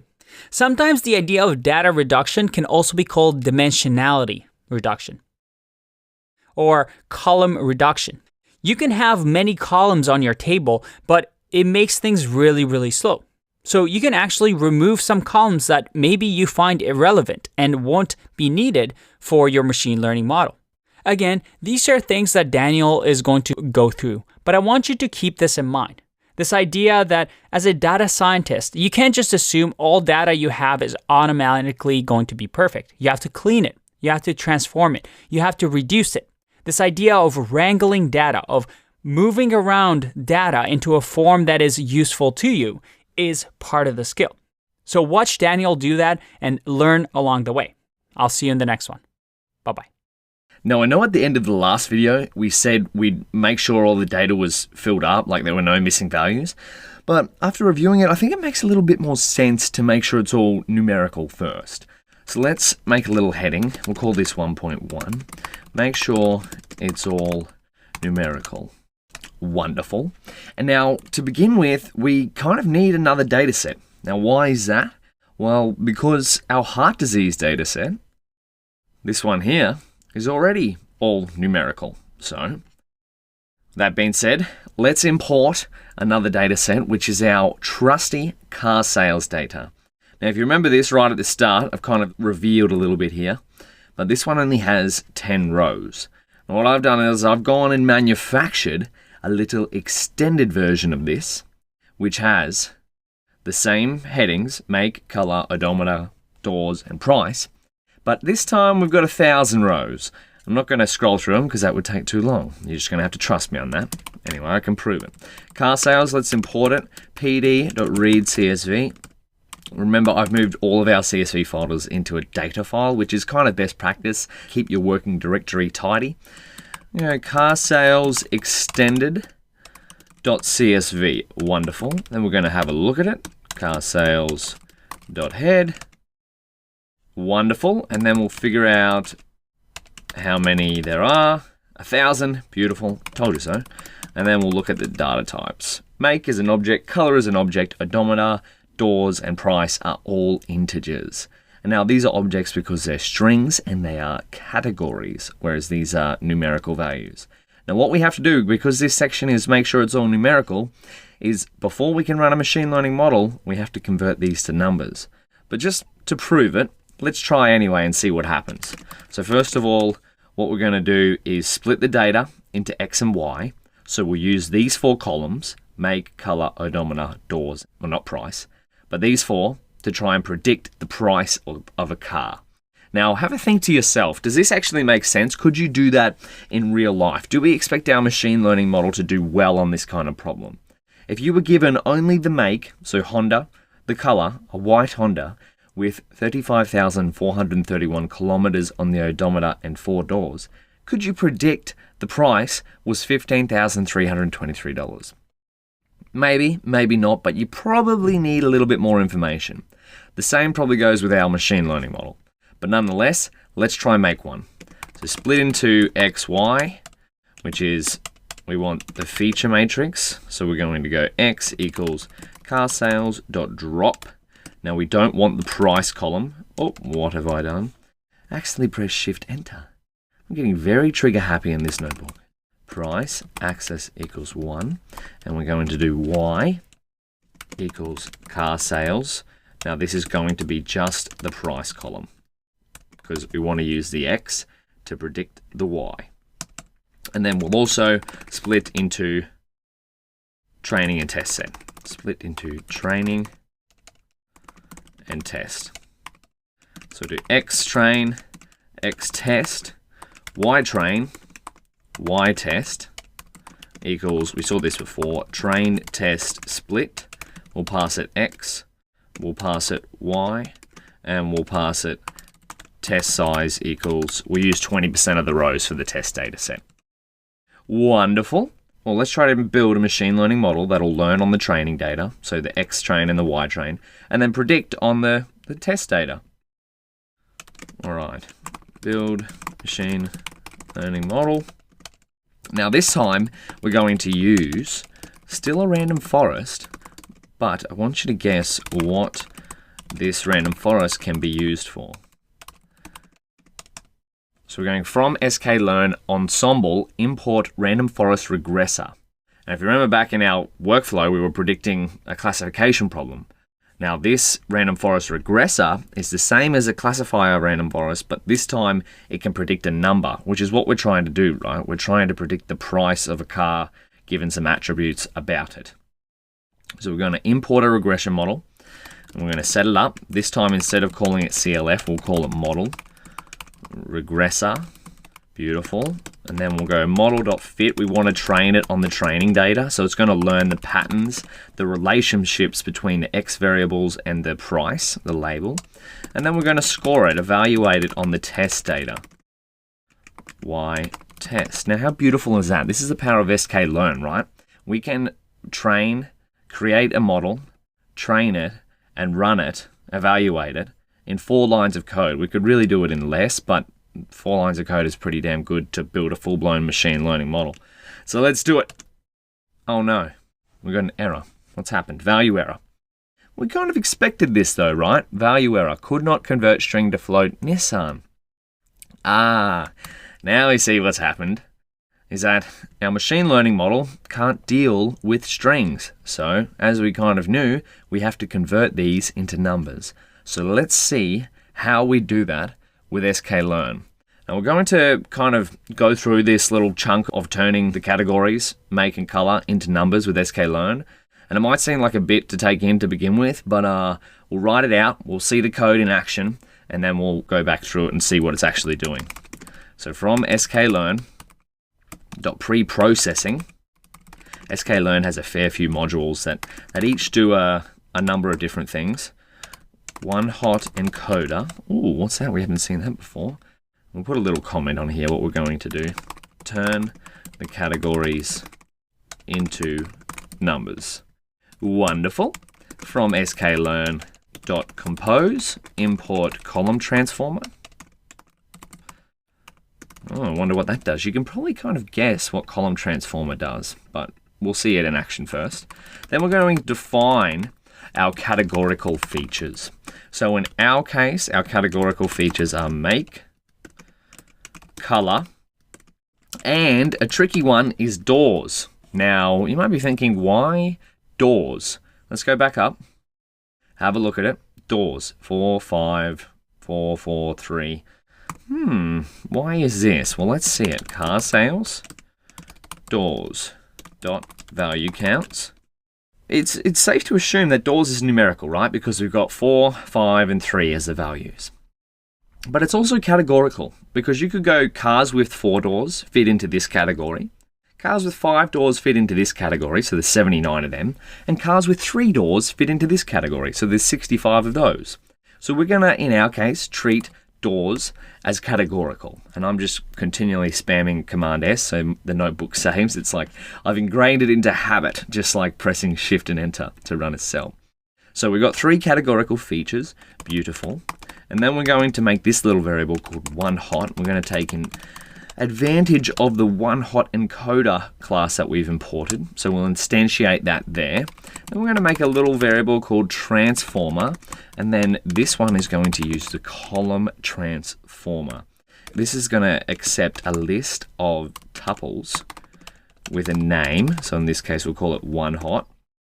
And then we'll pass the actual transformer that we want to use, which is the oneHot variable that we've just instantiated. We're going to format this to make sure it's nice spacing. And we're going to pass it the list of features we'd like to transform. And then finally, oh, we don't need that. Let's bring that back up. Got stuff all over the place here. Bring that back up. Wonderful. And then here we're going to pass one final variable or parameter to column transformer called remainder equals pass through. Beautiful. And then we're going to have a little variable here called transformed x, which is basically going to be the version of our x data. Let's have a look at what x is. Basically, transformed x, we don't want all of those, is going to be the version of this, except converted into numbers. So let's see that. So we've got our transformer here. This is where we're going to go transform.fit transform on x. And then we're going to have a look at transformed x. Oh, we got some invalid syntax. Oh, got a comma here. Name error. Transform is not defined. Classic. Transformer. There we go. Wonderful. So this is spitting out an array. Maybe if we put this into a data frame, that would make sense. So let's go pd.dataframe. See if we can actually. Transformed x. Wonderful. So you might be looking at this going, what the hell is this? But if we bring back x, what we're going to see, dot head, we're working a bit zoomed in, so we're going to have to kind of keep bouncing up and down a little. But what has happened is that because we've told Scikit-learn that, hey, make, color, and doors are categories, what this code here has done has transformed it, specifically oneHot encoded it. So now we've converted the make, color, and doors columns into oneHot encoded variables, but the odometer column, so which is here, you can see the numbers are actually the same still. So 35431, yep. 192714, yep, correct. So the odometer column hasn't been changed. So if we look back up here, the reason why make, color, and doors have been changed is because we defined them here. We instantiated a oneHot encoder. We'll see what that is in a moment. Then we've created a transformer using column transformer. So basically this is saying, hey, column transformer, take the oneHot encoder and apply it to the categorical features. And for the remainder of the columns that you find, pass through. Don't do anything to those. And then what we've done is created transformed x and fit our transformer, so fit transform, to our x data. Now that's a kind of a big of a mouthful there. And you might be thinking, what does oneHot encoding even mean? Well, let's have a look. We'll go to our keynote. So this is oneHot encoding in a nutshell. If we have 4 cars, so cars 0, 1, 2, 3, and their colors are red, green, blue, and red. If we wanted to oneHot encode these, so basically turn the categories into numbers, it would look something like this. This is what oneHot encoding does. We've got car 0, and because the color of car 0 is red, this little arrow here could be the code that we've used to transform our data frame. So to transform our categories into numbers. So this is oneHot encoding. So because car 0, the color is red, it gets a 1, and it gets a 0 for the other 2 categories. And the same for green. But this time, because it's green, it gets a 0 for red and a 1 for green and a 0 for blue. Blue, exactly the same. 0 for red, 0 for green, and a 1 for blue because it's a blue car. And then finally, because car 3 is also red, it has a 1, just like car 0, and there's 0 and 0 for green and blue. Now that's what we've done here, except not only with the color column, we've done it with the make and the doors column. So that's why we have 0, 1, 2, all the way up to 11 features with zeros and ones now. What we've done is we've encoded the different parameters of each sample, so Honda, white, and number of doors, into zeros or ones. So now the beautiful thing is, our data is all numerical. So what can we do? Well, we should be able to fit a model. But just in case that wasn't clear, we've got one more way that we can do this. And now, so that we can go dummies equals, there's a function in pandas called getDummies, which is kind of like one-hot encoding, but I'm actually not sure why it's called dummies. I just know that the function is getDummies. So if we go dummies, pd.getDummies, and we want to transform car sales, we pass a list of the columns that we want to transform or turn into dummies. So here, doors. Now let's have a look at dummies. Here we go. So I think because doors is numerical, it hasn't worked on here, but this is what we can see what's happening. So we've got 0. Make BMW is 0, so it's a Honda. It's got 0 for Nissan, 0 for Toyota, and it's got zeros for black, blue, green, red, and white. So if we went through this, all it's done is turn the make and the color into zeros and ones. Beautiful. So now that our data is all in zeros and ones, let's try and refit the model. So we want to go np.random.seed. And we got 42 just so our results are reproducible.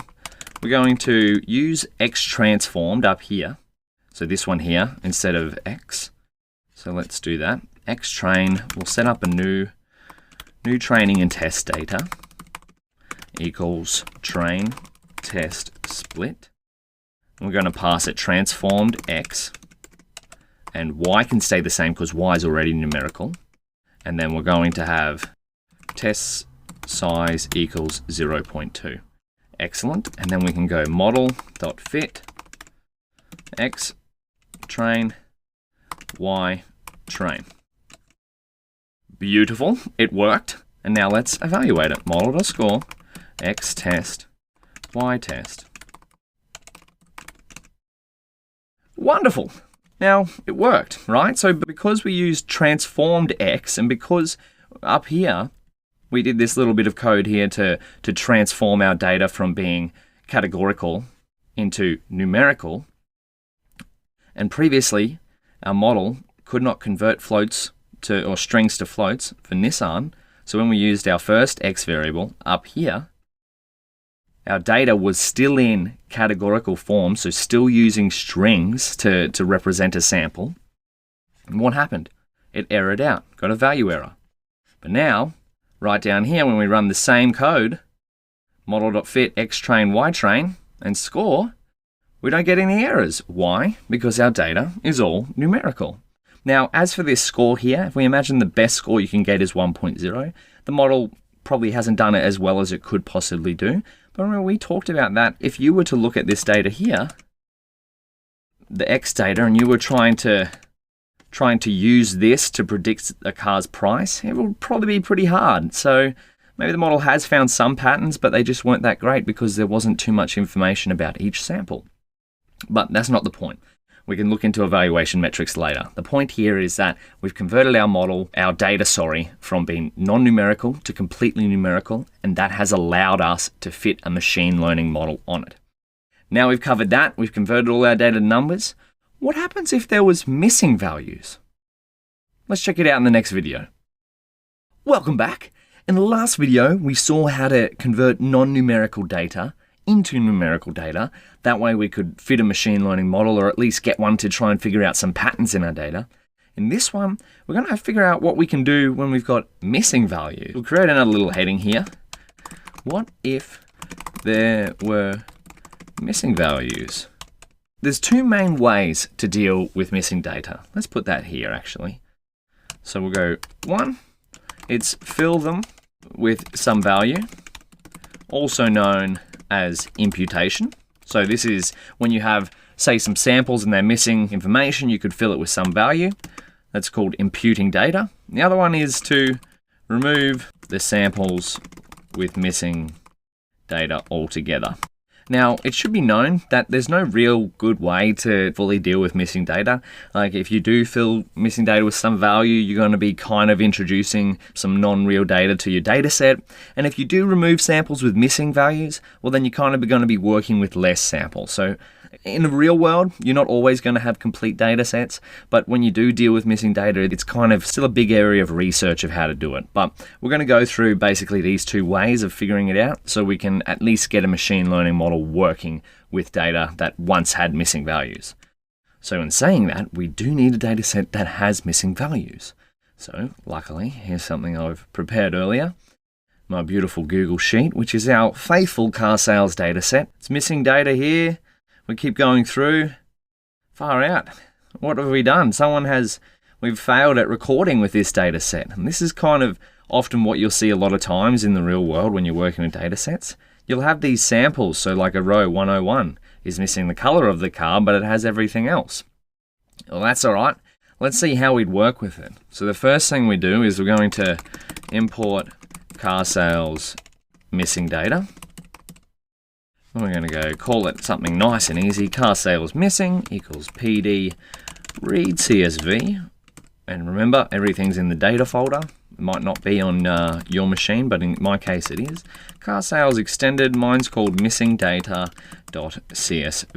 Wonderful. We're going to go car sales missing. We're going to look at the head of it. Beautiful.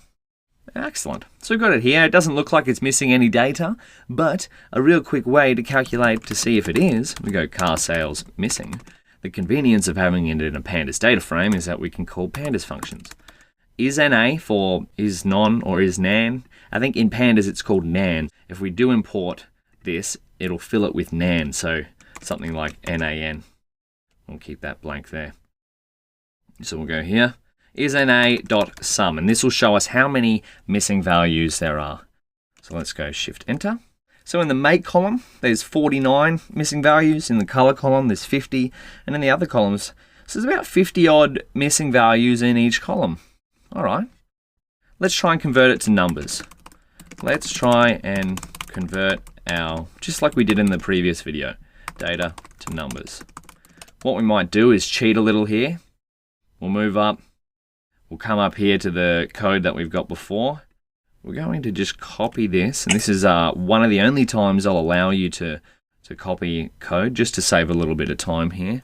We'll go here. But first, I think what we might need to do is transform this, make it into X and Y, because otherwise we're going to be using it on the wrong X. So let's do that. We need a new X and Y. Create X and Y. And we want X equals car sales missing dot drop price. We're going to do the same again. We're going to use the example of trying to use these 4 columns to predict the price column. So price, then we go axis equals 1, and then we go Y equals car sales missing, and we're going to give this the price column. Wonderful. Then we're going to try to do this and see what happens. Value error. Why is this? So we've tried to do the exact same code as before. You saw me copy and paste that. We got X. Why do we think that's not working? Input contains nan.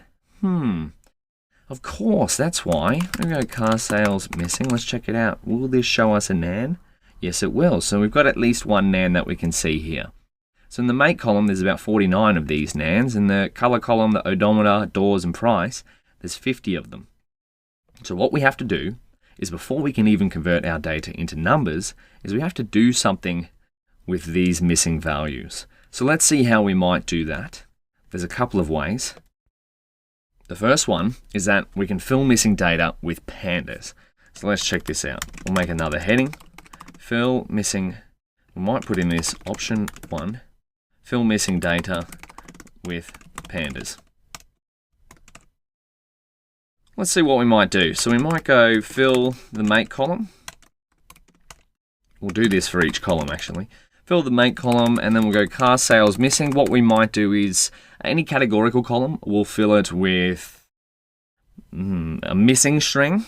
Any of the others, like numerical, we might just fill it with the mean of the column. Remember how I said filling data is never a perfect practice. So if there's missing values and you fill it up with something, it's never going to be perfect, like if you actually had the real value there. But there's a few things that are kind of just like level 1 ways of filling data. Like a categorical, you might fill it with missing. A numerical column, you might fill it with the mean, or like the average of that column. Like any missing values will have the average of that column. So they're not too far away from the rest of the values you're not filling it with some massively outlier value. Let's see what that'll look like. Make.fillNA. We're going to go missing. And then we'll go in place equals true because we want it to happen straight away. And we go fill the color column. We're going to do the same thing. Car sales missing. We're going to get the color column. We're going to fill NA. We can just do the exact same as we've got above because they're both categoricals. In place equals true. Wonderful. And then we're going to fill the odometer column. Now remember, we're doing it in order here. So we got make color odometer. Fill the odometer column. We might do the mean here. So car sales missing. How would we do this? We want to fill it odometer KM. We have to put that little space there. Same way, fill NA, but this time we want the mean. Scratch his head. Car sales missing. Odometer. KM. This might turn out to be a fairly long. Oh, it's actually pretty easy. Dot mean. Overthinking it. Classic. In place equals true. All right, and then finally we want to fill the doors column. Now, doors is a different one as well because we said before that it can kind of be a category. But what we might do is, because the majority of the doors, like say if we go here, we check it out, car sales, how many doors would you say the average car has? Like if you had to guess how many doors, a random car, how many doors does it have? I'm going to say 4. And the data kind of agrees with me there. So we're just going to fill all the missing cars, the missing door values in our data frame with 4. So fill NA, nice and simple, 4. In place equals true. Wonderful. Now let's check it again. Check our data frame again. So we want car sales. What's it look like? Car sales missing is NA.sum. How many missing values do we have now? Wonderful.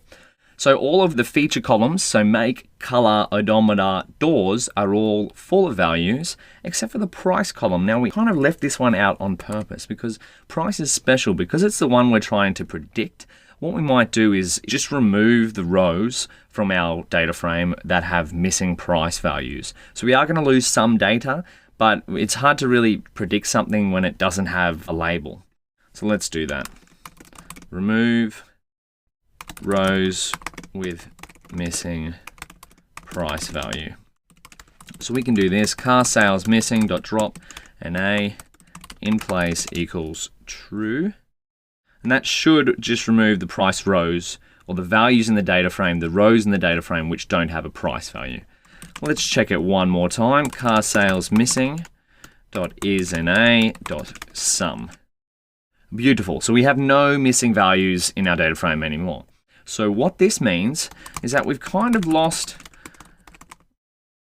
we did have 1,000 rows at the start, now we have 950. We have lost 50 samples at the sacrifice of filling up all the data and removing any samples that don't have a label, aka the price column.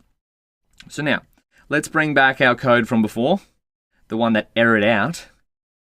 We've got that disgusting error. So let's bring this down here. We're going to fill this up. Actually, we need to re-split our data into X and Y. So X equals car sales missing dot drop price axis equals 1. Now this is really good practice, right? It seems that we're just retyping a lot of the same code again, and we are. Usually you want to kind of avoid this, but we're seeing what it's like just continually filling up data or massaging data into a way that we need it. So here, continual practice, you'll always need to do this, is split data into X and Y, or data and labels. Now what's saying here?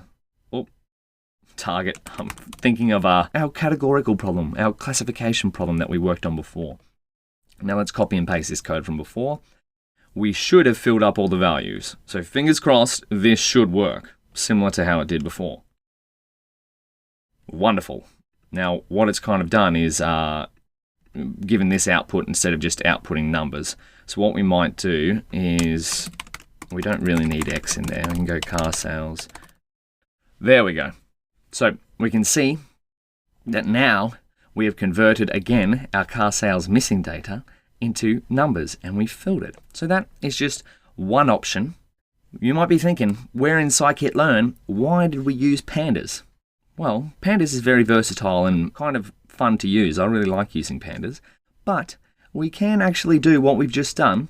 So filling up these values here, right, we can replicate this, what we've done with pandas, with pure Scikit-learn. So why don't we look at that? But what we'll do is we'll wait to the next video for that. So we'll get this set up. So option 2, fill missing values with Scikit-learn. All right, so have a little review of what we've done there. Go back up and see what we've done. You might want to try playing around with the car sales missing data frame. See if you can fill the missing values. Play around with these functions here with pandas, and then see if you can convert it into numbers. But otherwise, I'll see you in the next video. We'll learn how to fill missing values in a dataset with pure Scikit-learn. Okay, welcome back. Let's revisit our little list here of what we're covering to see where we're up to. Okay, so we've done 0, an end-to-end Scikit-learn workflow, and we've done 1, getting your data ready. So now we're going to do number 2, choose the right estimator/algorithm for our problems. Let's make a little heading for that. 2, choosing the right estimator/algorithm for our problem. Now, a little thing to note here is that Scikit-learn, let's just put it here, Scikit-learn uses estimator as another term for machine learning model or algorithm. So that's an important thing to note, like you'll come across if you're using the Scikit-learn documentation, or if you're just browsing general machine learning stuff online, you'll hear a few different names for it. So machine learning model, machine learning algorithm, or estimator in the case of Scikit-learn. They kind of had their own nomenclature to just make things a bit more easier across the library. But if you hear those kind of terms, just remember, it's talking about using a machine learning model. Okay, now how do we go about this? Well, some other things to note is that, first of all, before you choose an estimator/algorithm for your problem, is you have to figure out what kind of problem are you working with. And up here, we've seen a few different types of problems, but the main ones we're going to be looking at are classification, aka predicting whether a sample is one thing or another, and regression, predicting a number. So classification is like our heart disease problem, right? We're trying to predict whether someone has heart disease or not. And regression is we're trying to predict a number, like with the Boston housing dataset or with our car sales dataset. We're trying to predict a house price or a car price. That doesn't look very good. Let's go dot point this. Things got to look good, right? So in the previous examples, I've kind of just randomly imported this random forest regressor, but where did I get that from? And I'll let you know on a little secret, it's not that trivial. There are a lot of different machine learning models, but Scikit-learn has made something very helpful, and I'm very excited to show it to you. Let's have a look. So let's go Google sklearn ML map. Choosing the right estimator. This is what we want. This, when you first see this, it's going to look like a whole bunch of just different jargon going through. But as we start to dive into it, we'll start to realize, oh wow, this has some really useful things that we can use in our problems, our machine learning problems. And what is this? Well, it's at this website here. You can just go sklearn or Scikit-learn machine learning map in Google. And this is choosing the right estimator. Remember, estimator in scikit-learn is the same as machine learning model or machine learning algorithm.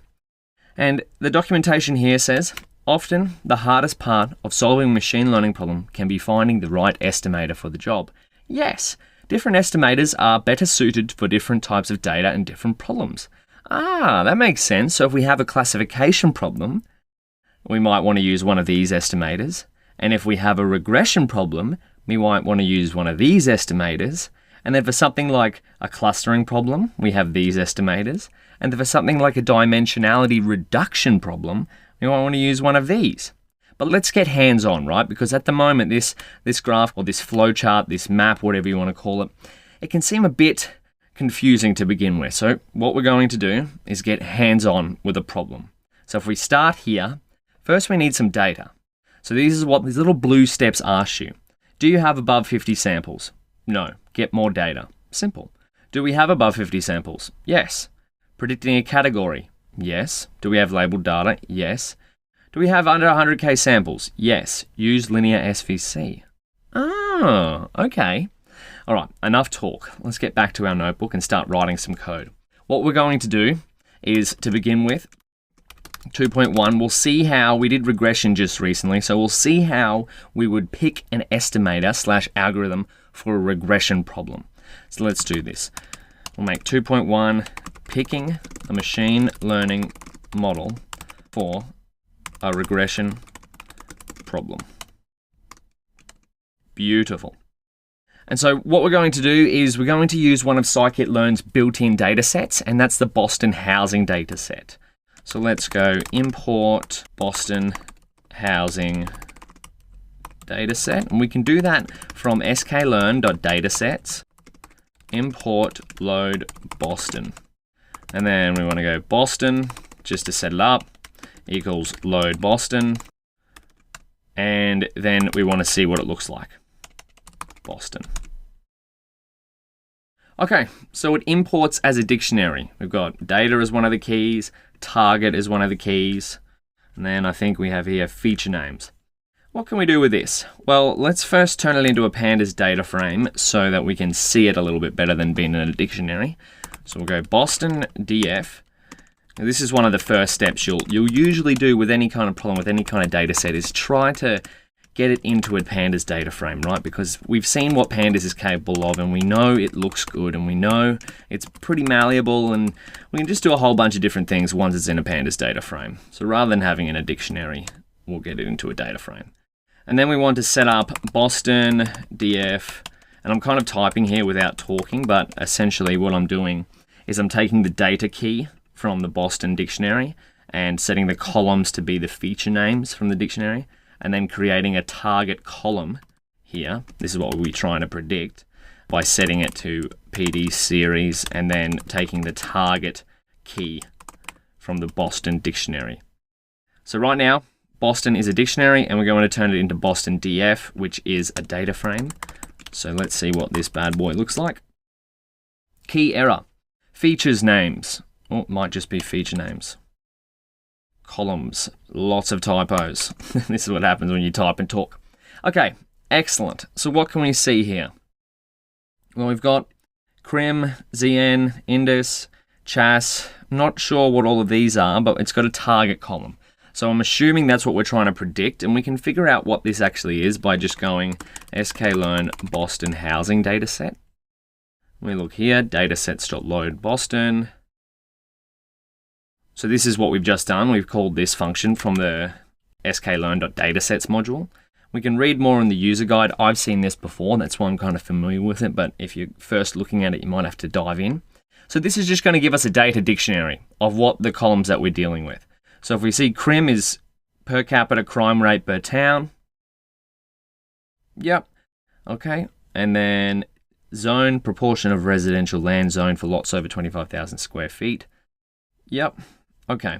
So long story short, what this data set is a whole bunch of different parameters about different towns in Boston. So each row of these, Boston is a city in America, by the way. So each row is a different town in Boston, and there's different features about this town. You can read all of these here. And what we're trying to do is use these features about the town to predict the median house price. And I believe this house price is in thousands, and this data set's a little bit old, so that's why everything's so cheap.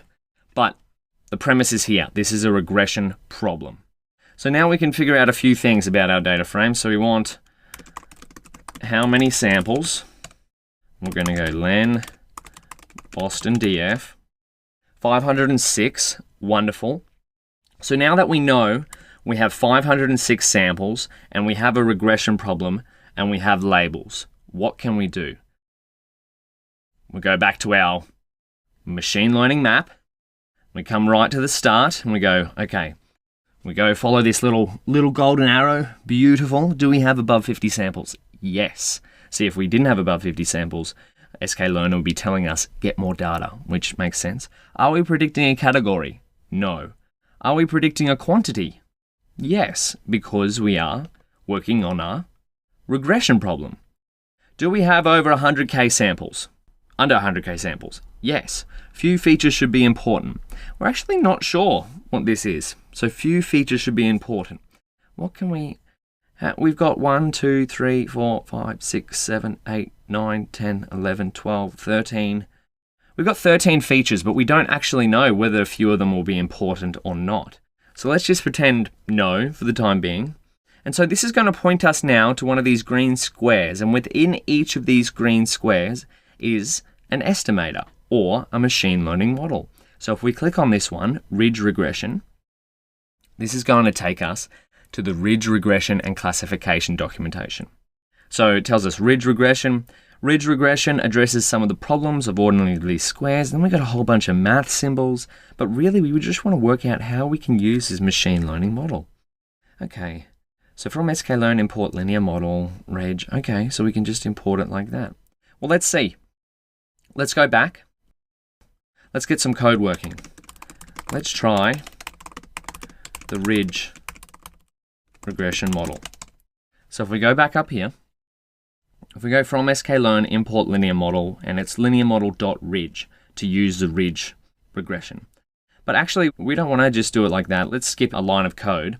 And we can do it by going from Scikit-learn dot linear model import ridge, and then we're going to set up a random seed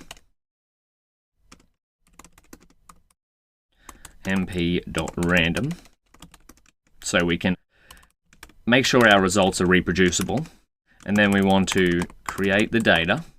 So we're going to go x equals, we've seen this before, Boston df.drop. We want to drop the target column for x because that'll just be the features matrix. Axis equals 1. I'm going to put a few rows down here so we've got some space to see. Y equals Boston df, and this is going to be the target column because we want to use x to predict y, right? And then we want to go split into train and test sets. We're going to go x train, x test, y train, y test equals train test split x y test size. We use 20% again because that's a good general number. You'll see that come up over and over again in machine learning projects. And then the next thing to do is, because we've imported ridge, much like up here, we've instantiated the model with random forest. So model equals random forest regressor. We can do the same thing with ridge. So we go instantiate ridge model, and we'll call it the generic model again, ridge. And then we're going to go model.fit, x train, y train, and then we want to go check the score of the ridge model on test data. Model.score, x test, y test. Beautiful. Look at that. How quick was that? So what did we do here? Where did this come from? Remember, we went back to our machine learning map. We started here, we answered a few questions and followed the flowchart along to here, and then we clicked on ridge regression. And that took us to the documentation. And we went here, okay, there's some example code, but we prefer to just start typing it out ourselves, which is what we did here. Kind of skipped over looking at this because I wanted to just get it in here so you can get an example. And so now what we've done is we've split our data into x and y. We've got our Boston data frame here. We've taken these columns because we want to use these columns to predict the target. And so that's what we've done, X and Y. Then we split into train and test. And we've instantiated a ridge model because that's the model that the map suggested we should use. This bad boy here. And then we fitted it to the data, aka asked our model to find the patterns between X train and Y train. And then we evaluated our model on the test data set.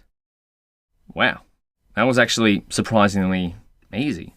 Now, this score, what is this? So this is, if we press Shift Tab, returns the coefficient of determination, R squared, of the prediction. Now we'll look into more evaluation metrics as we go on, but just remember the highest possible score you can get here is 1.0. So if our model was to predict each of these columns exactly, then it would get a score of 1.0. So 0.66 is not too bad, right? The closer to 1, the better. What you might be asking is how do we improve this score? Right? What if ridge wasn't working? And luckily, if we go back to the machine learning map, we've got a little arrow here that says not working, right? So if our ridge regression wasn't performing as well as we wanted, or wasn't working at all, well, this arrow's pointing us here to go to one of these two green rectangles. So maybe we'll have a look at this in the next video. What's going on here? What if ridge regression wasn't working? At the moment it is, but we want to kind of improve this score. So we'll check out what we can do with that in the next video. Welcome back. We left off the last video asking the question, how do we improve this score? And what if ridge wasn't working? And then we kind of referred back to our machine learning map here. What I might do is put this link in here. Go, let's refer back to the map. Link there, and I might put it up here. Step 1, check the Scikit-learn Machine Learning map. Now you can find this pretty easily, right, by searching Scikit-learn Machine Learning map. Now what we're getting here, remember how right at the very start we talked about how we're getting focused on just writing machine learning code, deciphering what problem we're working on, and then finding the right model for it and applying that model. That's exactly what we've just done here. We've discovered what our problem is, we've imported our data set, and we want to use these characteristics about different towns and cities to figure out the average house price. And so that's what we've done. We've deciphered our problem, gone to the machine learning map and gone, hey, we're going to go follow this through. And now we found ridge regression because we answered a few questions to get us to here. And we figured, well, that's not working, so we might try something else. And that's where we get upon to ensemble regresses. Let's click on that and see what it says. Ensemble methods. The goal of ensemble methods is to combine the predictions of several base estimators built on with a given learning algorithm in order to improve generalizability, that's a big word, / robustness, far out, I can't speak, over a single estimator. Now, what this means is it's essentially combining a whole bunch of smaller models. So imagine if we used 10 different ridge regression models and we combined them and asked them to score each other, and then we averaged that score. That's the premise of ensemble methods. And why am I talking about ensemble methods? Well, that's where random forests come from. Forests of randomized trees. And now, the reason why we go straight to randomized or randomized trees is because it's kind of like the war horse of machine learning, right?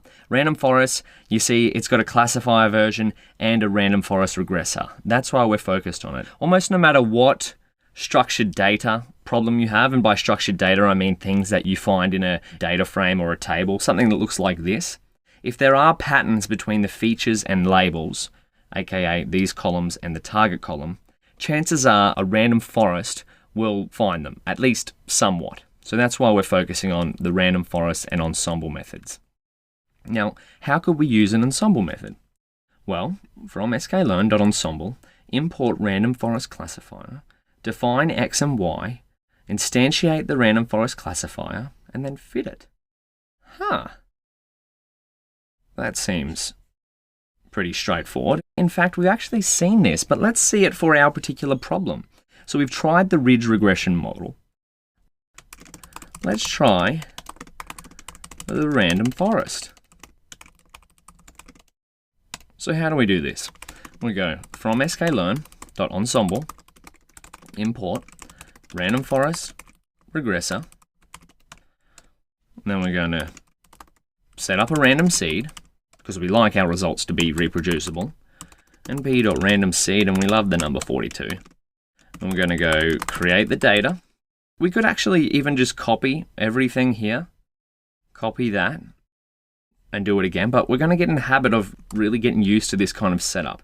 Could copy that, sub out ridge for random forest regressor, but we're not going to do that. We're going to write it out. So create the data, x equals Boston data dot drop, and we're going to remove the target, axis equals 1, wonderful, y equals, oh no, this is Boston df, wrong name. Boston df, we want to use the target column here, wonderful. Split the data, x train, x test, y train, y test equals train test split, x, y, test size equals 0.2. Beautiful, exactly the same code as above. And then we're going to go instantiate random forest regressor, and we're going to call it model equals, or maybe we'll call it something else just so we can quickly compare it. RF equals random, oh no, we need a capital R. Can we do tab autocomplete? Random forest regressor, yes we can, wonderful. And we're going to rf.fit, RF stands short for random forest, right? I've just made that up. Y train. And then we want to go evaluate the random forest regressor. That makes sense.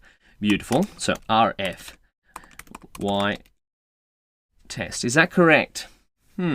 Before we even run it, what do you think will happen here? So does it look kind of similar to this? Well, in fact, it does. It is. I kind of gave that away before, but let's run it. If in doubt, run the code. We get this little warning here because, again, in the future, if you're using 0.22 or Scikit-learn 0.22 or above, n estimators, which is a hyperparameter here, is going to be set to 100, so we can remove that warning by setting n estimators to 100. 8.873. Now, what did our ridge get? 0.666. Wow, that could be an omen. Nah, I'm kidding. We go model.score just so we can see them side by side. Maybe we'll put a little comment here so we know what's going on. Check the ridge model again. X test, Y test. And we know they're using the same splits here because we've set up a NumPy random seed. So we'll go model.score. So on the same data, right? We could even comment this out in this cell just to be sure. Boom. Comment it out. Oh, that's even done better there. And you know why that will change even though we've got a random seed? It's because there's some sort of randomness within random forest regressor, hence random forest.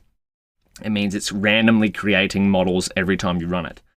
And so if we did this again, so just by using a different model, we improved our score by 0.22, about that. So 0.22, but you can clearly see that this number is bigger than this number. And that's all from just defining what our problem was and then paying attention to our machine learning map.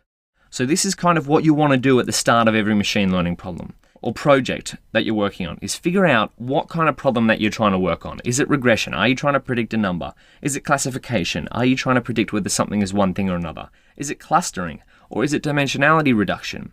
So once you sort of know what problem you're working with, then you can follow the steps in this flowchart and figure out which scikit-learn estimator or aka machine learning model you can use.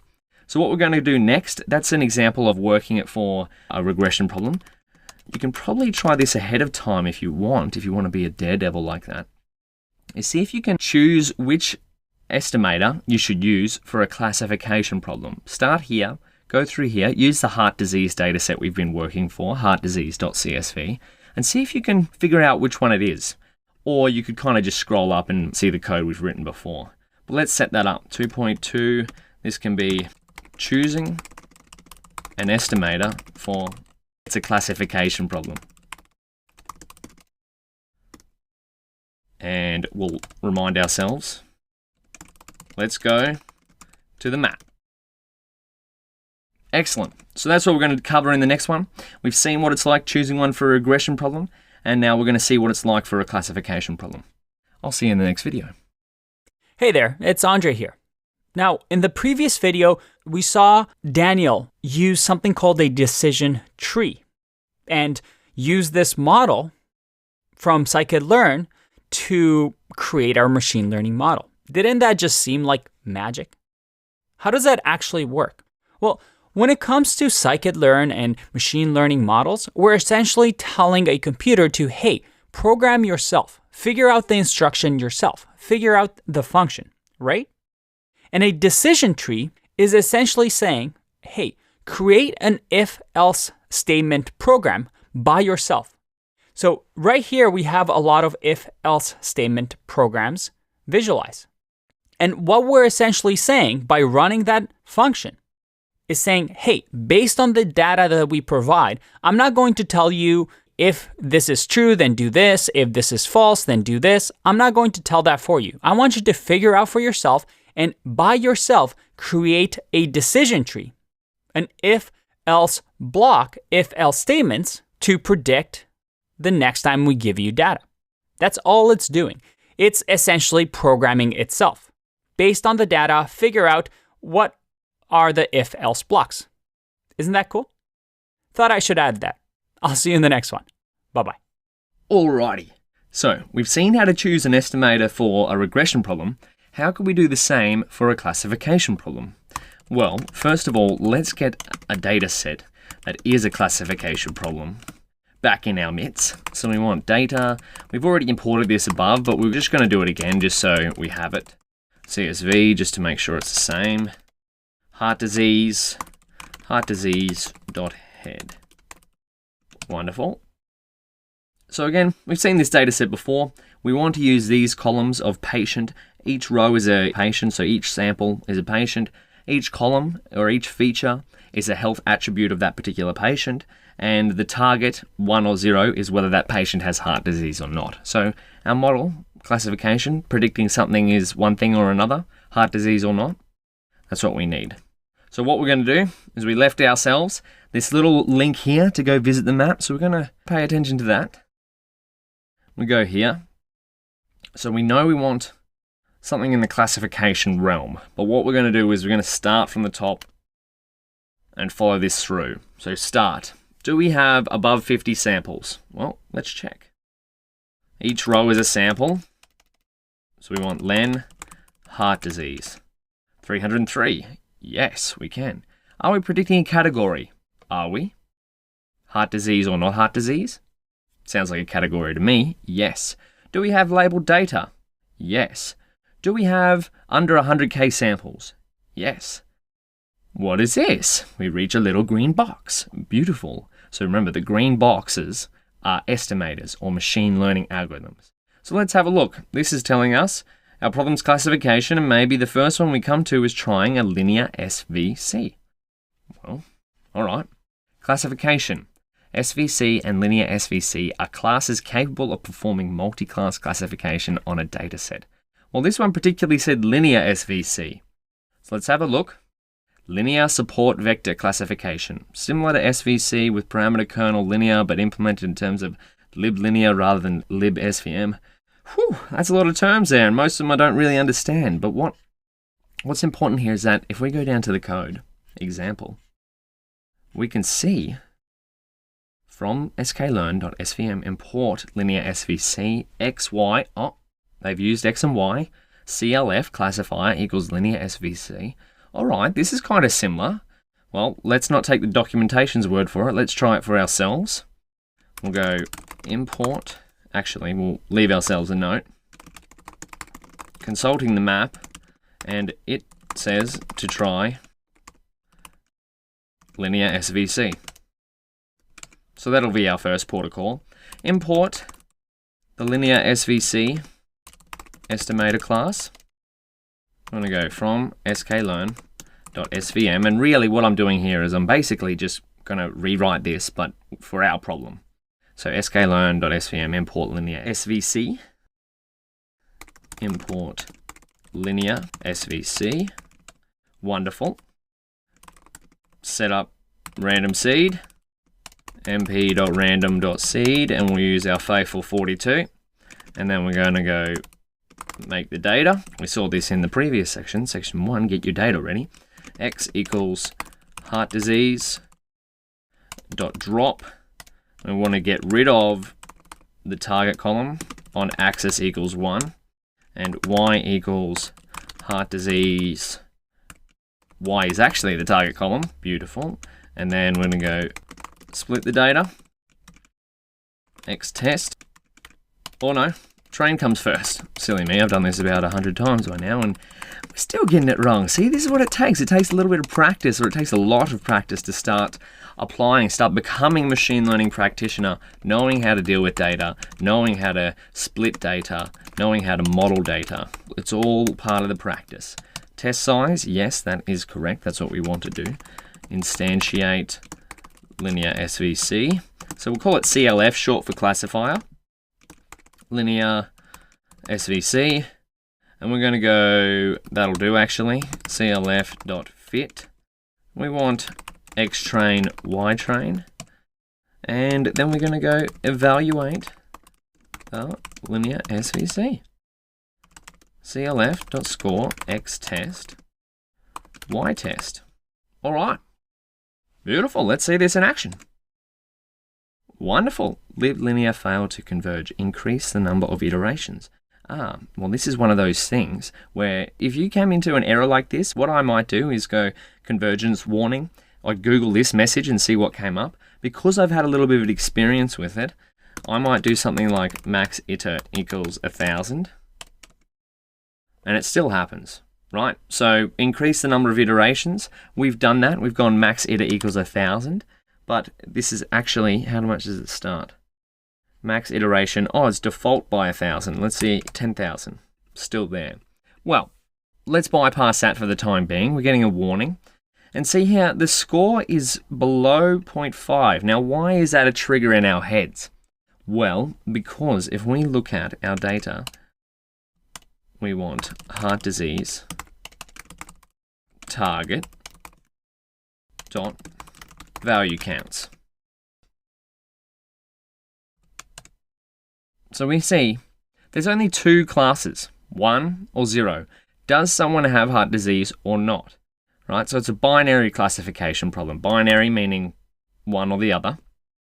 And our model is receiving a score of 0.47, returns the mean accuracy on a given test data and labels. As I said, we'll look into evaluation metrics in a future section. But what you can imagine this is our model is only operating at 47% accuracy. And why does that trigger us? Well, because there's only two classes. So that means if we were just guessing whether someone had heart disease or not, but based off their health attributes, we were just guessing yes or no, we would get 50%. It's basically a coin toss. So what's that triggering in our head? It's saying, hey, without fixing this warning or without improving our model by tuning the hyperparameters, our linear SVC model might not be finding patterns between X and Y. So what can we do? Well, when in doubt, come back to the graphic. Not working. Are we working with test data? Because we just tried linear SVC, so we're going to say not working. Are we working with test data? No. Well, this is going to say k-nearest neighbors classifier, but I'm going to skip this one. I'm going to go to ensemble classifiers. So let's click on this. Now, why this? Because we've seen this before. Ensemble methods, forest of randomized trees. Sklearn ensemble. From sklearn ensemble, import random forest classifier. Now, if you remember, back up in our regression problem, when we switched to using a random forest regressor, we saw a bump in the score. Well, because random forest regressor did so well, good news is for us, it's got a dance partner called random forest classifier. We've actually seen this before, but what we're going to do is compare it to linear SVC. So to save time, I'm going to copy this code, And I'm going to bring it down here. So we want to change this to random forest classifier. We actually want ensemble import random forest classifier. Wonderful. We can keep the rest the same except for this. We need to actually sub this out. Random forest classifier. And we want to go random forest classifier. Wonderful. We'll do the same here just to tidy up our notes, keep our code communicative. Wonderful. And now what do you think will happen here? 3, 2, 1. Let's see. Error. Fit. Missing one argument. Why? Oh, there we go. That's what we forgot. We forgot to add the little brackets on the end.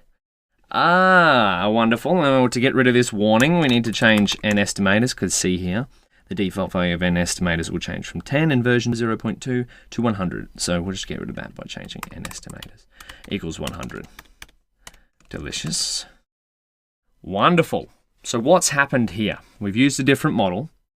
Now, linear SVC has scored 47% accuracy, and our random forest classifier has scored 85% accuracy. So nearly double by just using another model, right? So you can see why I'm kind of jumping to using random forest. And if we go back, all I've done is I've gone start. I figured out what kind of problem we're trying to solve. You can do this as well. So for our regression problem, we were trying to figure out whether something was a number. For our classification problem, we were trying to predict a label. Do we have labeled data? Yes. Are we predicting category? Yes. And now our linear SVC model wasn't working, so we went straight to ensemble classifiers. And now you might be thinking, what about all the other models, right? So we've kind of skipped all these ones here. All of these, and we've only really touched the surface. We've only used this one and ensemble classifiers for both. And that's a great question. Well, the first reason is, namely for time, we could go through and try all of these. And the second reason is there's a little tidbit in machine learning. If you have structured data, aka tables or data frames, use ensemble methods, such as random forest. Why? Because it'll perform pretty well. If there are patterns, this is a tidbit here. Heart disease.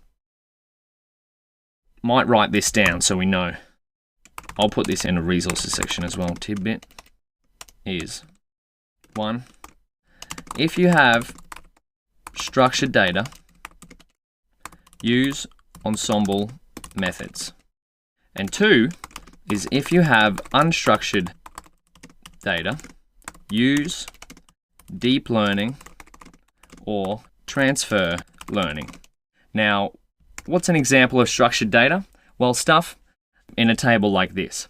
And if we have unstructured data, which is like images, audio, or text or something like that, use deep learning or transfer learning. Now, we haven't covered deep learning or transfer learning yet, but since we have structured data, aka things in a data frame, the tidbit there is use ensemble methods, which is hence why we've kind of gone, you know what, I'm not going to try any of these. I'm going to straight to ensemble classifiers, straight to the random forest, because the random forest is known for its robustness and ability to find patterns.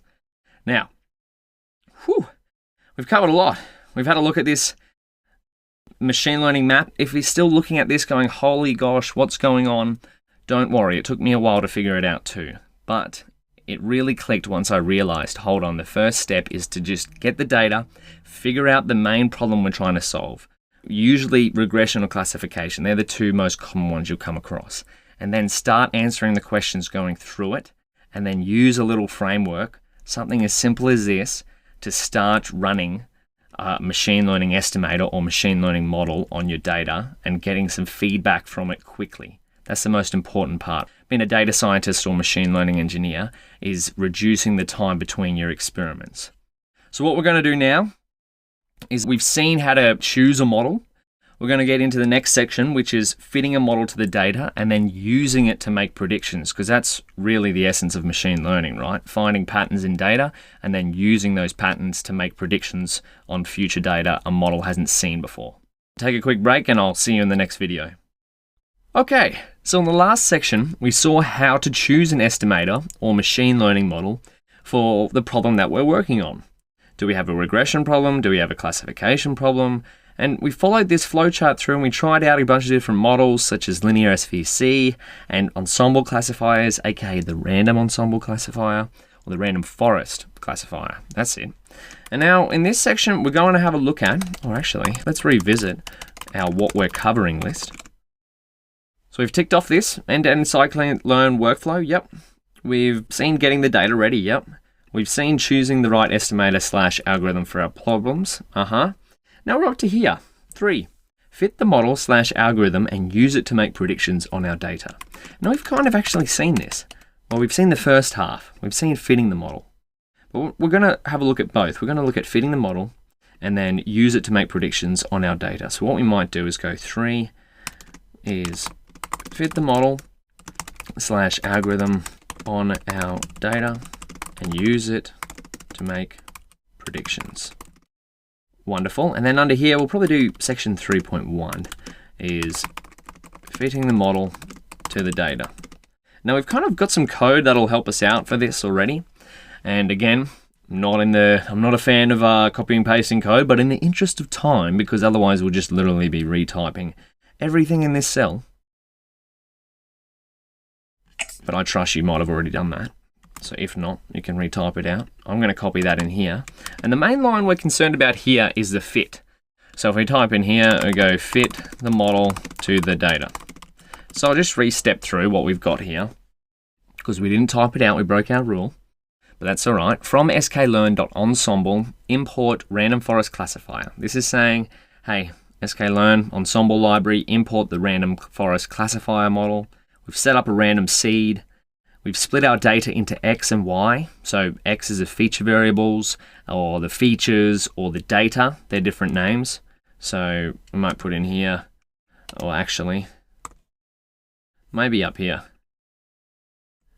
X equals features, feature variables, data. They're just different names for X, and Y equals labels or targets or target variables. So different names for.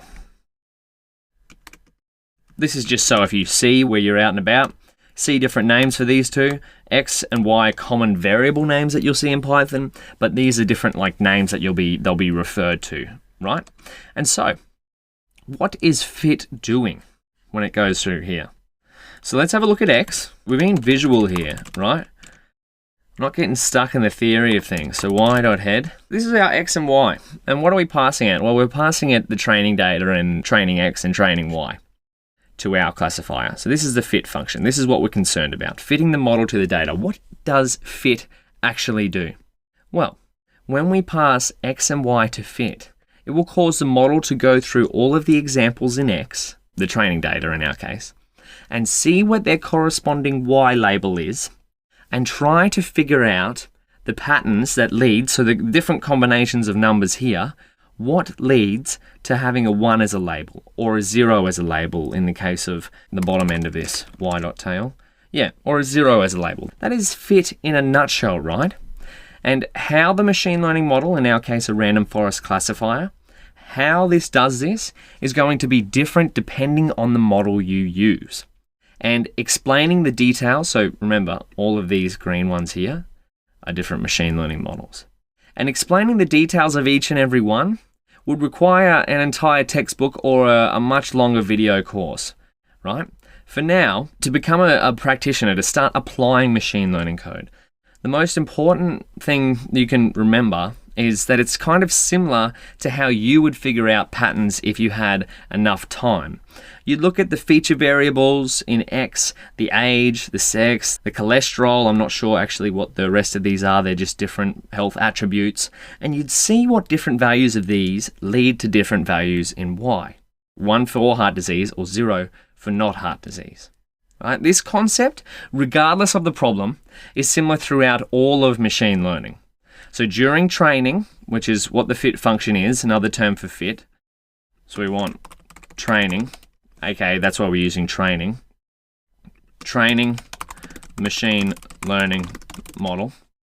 The model is going to find patterns here. And then during testing here, or when a machine learning model is in production, it's going to use the patterns. So use the patterns the model has learned. That is the crux of all of machine learning, right? The way we become practitioners of this is starting off by first diagnosing what problem we're working with and then coming in and finding a model. Now, you can dive in as deep as you want to actually figure out the nuts and bolts of what a random forest classifier does or what a random forest regressor does. That may be a bit of an extension we work on in the future. But for now, that's the crux of it, right? If you want to figure out what a machine learning model does, it takes some data, it finds patterns, and then it figures out, or in supervised learning, it figures out how those patterns relate to the labels. That's it in a nutshell. If you wanted to, you can dive as deep as you like into each of these models. Not focusing on that for this course. Remember, our focus is to write machine learning code rather than dive into the theory. If you like, I'll leave some extra resources on some deep dives into the random forest model, which is the one we've been using. But for now, we've finally seen, or we've heard what the crux of machine learning is, finding patterns in data. We're going to see how we can, this is 3.2, make predictions using a machine learning model. So now that our models have learned patterns in the data by calling the fit function, how can we use what it's learned to make some predictions on data the model hasn't seen? We'll have a look at that in the next video. Now the magic really starts to begin, and I'm very excited for this because why? This is what we've been building up to. We've been training, we've been doing a whole bunch of code, we've been working with data, we've been filling missing data, we've been turning it into numbers, we've been training countless machine learning models. Well, actually, probably about 5 or 6 in this notebook. But now we're finally going to use a trained machine learning model to make some predictions, right? This is where the magic in machine learning really comes down to, right? So what we're going to do is we're going to take our model here, the one that we've trained. We can run this again. So this is going to give us a score here. So this is training CLF on the heart disease data set, the X, telling our model to find the patterns between X train and Y train. Now what we're going to do, we've seen CLF.score. Now this is evaluating the model on the test data set, so data it hasn't seen before. So really what's going on behind the scenes with score is that the model is making predictions on the X test data, actually making something like Y preds, and then comparing them to Y test. Spoiler alert, we actually kind of have been making predictions, but now we're going to see them in the flesh. So let's go here, we'll write a comment, use a trained model to make predictions. Now there's 2 ways, real ways to make predictions with 2 ways to make predictions. We want to use, one is the predict function. Actually, there's a few more than this, but these are the main ones. Predict function. And then 2 is predict prober. We're going to look at predict first because this is the main one you want to use. How can we do this? Well, the beautiful thing is because of the beauty of the Scikit-learn API, right? It's been designed amazingly. So kind of when you do one thing, that's why we could so easily sub out our model before, linear SBC, for random forest classifier. Almost no matter what model we have here, there will be some kind of fit function, a score function to evaluate it, and a predict function. So, naturally, let's try call CLF.predict. Now, what do you think predict might need to take? If we were trying to make predictions here, trying to predict whether or not someone had heart disease, what should we get our model to predict on? The important thing here is to remember what is our model learned on? And in our case, it's learned on these features. It's learned on these different body parameters or health parameters of a patient. And so it makes sense that predict function, in order for our machine learning model to make a prediction, it has to be passed similar data, actually the exact same data or same format of data that it has learned on. So let's give an example. This doesn't work. We'll make one that doesn't work to begin with. np.array, and we'll put some random stuff in here. 1, 7, 8, 4, well actually 3, 4. I was looking at 4, but press. Anyway, long story short, shift enter. This doesn't work. Why is that? Value error. Let's go down here. Expected 2D array, but got 1D array instead. It showed us our array. We put in there. reshape your data using either array.reshape if your data has a single feature, or array.reshape 1, -1 if it contains a single sample. But what we can do, we have some data in the correct shape already, and that's in the form of xtest. So let's see. Let's remind ourselves before we pull the trigger, the shape of xtest. Because remember, our model has trained on the training data and it has never seen the test data before. So if we want to make predictions, it has to be in this shape. So let's do it. What does this look like? What does this remind you of when we're making predictions here? Maybe not too much because it's just an array of zeros and ones, and that's all right if you're thinking that. But if we have a look at ytest, we've actually got the exact same thing. Maybe if we go np array, see if it'll format in the exact same way. Boom, there we go. So now, what we've done is we've made predictions on the test data to predict whether someone or not has heart disease, so 0 or 1. Now our labels are in the same format as our test labels. So our predictions are in the same format as our test labels. Now that's a bit of a mouthful, but you'll see why this is important. So now we can compare the predictions to the truth. In our case, this is the truth, right? The test labels. This is where we split our data set up above here. We split it here. And these are our predictions. So this will make a little bit more sense here once we put it in code. So compare predictions to truth labels to evaluate the model. It's kind of good practice to save predictions to something like ypreds. This is what you might see in documentation. clf.predict xtest. And now what we're going to do is np mean ypreds equals ytest. Boom. So now what are we doing here? We're making predictions here with our model, and we're comparing the predictions to the ground truth labels. Actually, I'm using a different word here, ground truth. That's another name for y. So I'm comparing it to the truth labels from our original data set. Take that down. Y is also referred to as ground truth. Maybe I should have put that up there with our nomenclature. But where does this number remind us from? Or where does this come from before? So we go clf.score xtest ytest. They're the exact same thing. Beautiful. So what we're calculating here is the accuracy, or just comparing how well the model did with this np mean. We're going, hey, for each sample in here, did our model actually predict that label? So we can go through it manually and go 0, 0, yep, 1, oh, I got that one wrong, got that one right, got that one right, got that one right. And we could go on that. You could imagine if you had thousands and thousands of different labels. So we're not going to do that manually, as if we would ever do that. There's one more way of doing this. We can go from sklearn.metrics, import accuracy score. And again, we'll cover metrics in I think it's the next section. We're getting ahead of ourselves. I was about to check what we're covering. We might do that now. Yep, evaluating a model is the next section. But for now, check it out here. Accuracy score, ytest, ypreds. Now, what do you think this will come up with if we're checking the accuracy score? If we go back here and press Shift-Tab, returns the mean accuracy on the given test data and labels.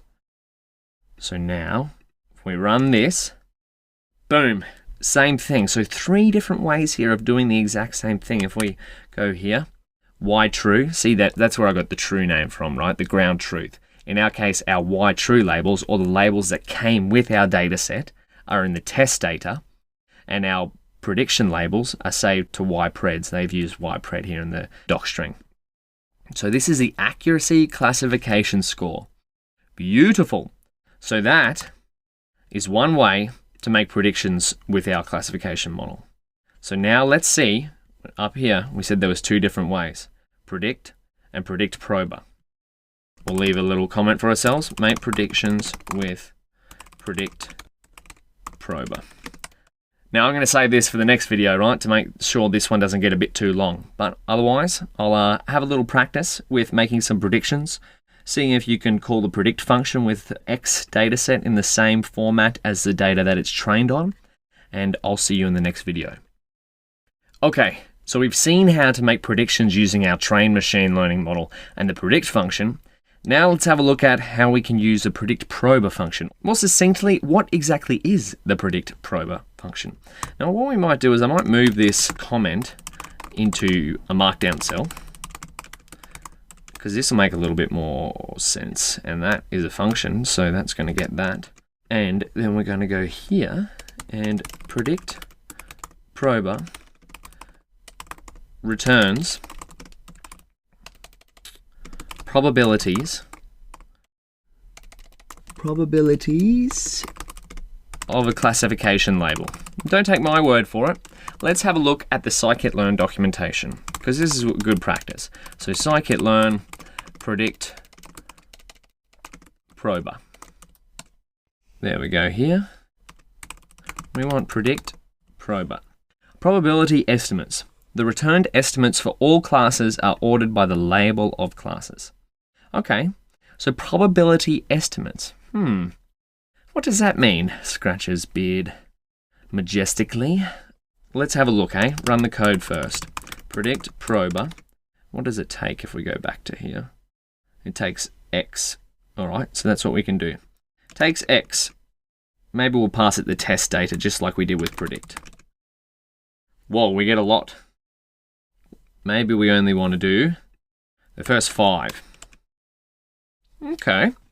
So predict prober returns the probability of a classification label. Now in scikit-learn, they've used the returned estimates for all classes. So a class would be not heart disease, and the other class would be heart disease. So that's just another word for different labels, classes. Now, what do we have here? Well, we have probability estimates. Now, what exactly is this? Let's predict on the same data. So it's probably easier to understand in contrast when we use just the normal predict function. And we want the first 5 of test. All right, so returns the probabilities of a classification label. That's what we got here. So if we look, let's line up this. Predict prober returns an array of 5 different samples, right? So 5, this mega array here, the 2 end braces here, contain 5 smaller arrays, because we've used 5 here using slicing. And so does this. But within this array here, there's 5 arrays of 2 numbers, but this only has 1 array of 5 numbers. What's happening here? Well, this is what it means by returns the probabilities of a classification label. So if we look at this, let's line up sample 1 or sample 0 with this first array. We can see that the number on the left, aka 0.89, is far greater than 0.11. All right, now let's see if there's a trend here. We go to here, index 1. The value on the right is bigger, and now this is a 1. Now if we go to index 2, aka label 1, okay, the value on the right is bigger again, so that's index 1 of this array. And then we've got 0, this value is bigger. And then again for the final one, it's value 1, and the value at index 1 is greater. So what this is it's making predictions on the same data, but instead of just returning the label, it's returning the probability of that label being true. So remember, our labels are 0 and 1. So if we go here, heart disease, target, and we want value counts. So we've got 1 for heart disease and 0 for not heart disease. So what predict prober is doing is going, hey, I'm looking at the first 5 rows of these. So X test, I'm looking at these samples. What I've learned on the training data, if I look at this sample here, I'm giving it label 0, so not heart disease. And I'm predicting that label 0 with a probability of 0.89. And so if we added these two together, right, the maximum probability you can get is 1. So 0.89 plus 0.11. And then if we did the same for the next one, 0.49 plus 0.51, you can kind of get the point there, right? 0.11. That's the maximum probability. So what it's saying is that this sample has a 0.89 probability of the label being 0. And the next sample here, which gets the label 1, has a 0.51. So slightly, only just slightly, does that have a probability of being label 1. So that's why it's assigned 1. When we call predict, we force the model to give us back one label. So this is where predict prober comes in handy, right? Is we want to figure out the probability that our sample is given a certain label. So this one here is basically a coin toss, right? It's almost 50-50, but the model you could probably say is pretty confident on this sample, this one here, being 0 because it's 89 versus 0.11. The same one for here, right? So this is number 3, the third index is given 0. We see this one here. So it's pretty damn confident that this one is not heart disease as well. So that's the difference between predict and predict prober, is that if we did have more than 2 classes here, so if we had like 10 labels, if you called predict prober on it, you'd get values, probability value for each of those classes that we had. But because we only have 2, we're getting back arrays of 2 samples here. And so the threshold, because we have 2 samples, is whichever one has over 0.5. So this is why this one has over 0.5 and it gets assigned a label of 1. Same with the next one. And this one has over 0.5, so it gets assigned a label of 0, which is the index of this array here. And then finally, for this one, it gets assigned a label of 1 because this one is over 0.5 with a value of 0.82. Where could you use predict prober? Or maybe in the future, right, you're working on this kind of project, you want to make sure that your model is very confident. Say we're deploying this to production, right? We're using this in a hospital. And we don't want our model to give us samples that only have probability estimate of 0.51. We want to go, hey, model, only give us the samples. So this is where we could use predict prober. Only give us the samples that are maybe even higher than 0.89. Maybe we only want when our model is extremely confident and then we'll use that prediction. Or maybe it is helpful to know which samples our model's not sure about. Then maybe we could look at that sample and go, hey, why is that sample? Why is this row? Why is the model unclear about that? Is there something we could fix up? So that's the sort of the value there between predict and predict prober. Predict will give you a single label for each sample, whereas predict prober returns the probabilities of a classification label. And remember, the maximum value here is if you add these up is 1. So the closer to 1, the more, inverted commas, sure your model is that the prediction it's made is a certain class. All right, so now we've seen the 2 main ways of making predictions using a classification model. I want you to have a think, how can we make predictions using a regression model? To revisit, if you would go back up and look at our regression model code, how can we make a prediction using our regression model? Say if we wanted to predict on our Boston housing data set, the median house price given a row and different characteristics about a town. I'll challenge you to that. Maybe you'll figure it out before the next video, but otherwise, we'll have a look at it then. Did you figure it out? It's okay if you didn't, because we're going to see what we can do now. How to use predict with a regression model. Well, the great news is because of the absolute precision, right? It's really got to be applauded to the Scikit-learn development team. The way they've designed the library is absolutely amazing, right? So predict can also be used for regression models. So we could go back up and copy and paste our code, but what we're going to do is practice a little bit more.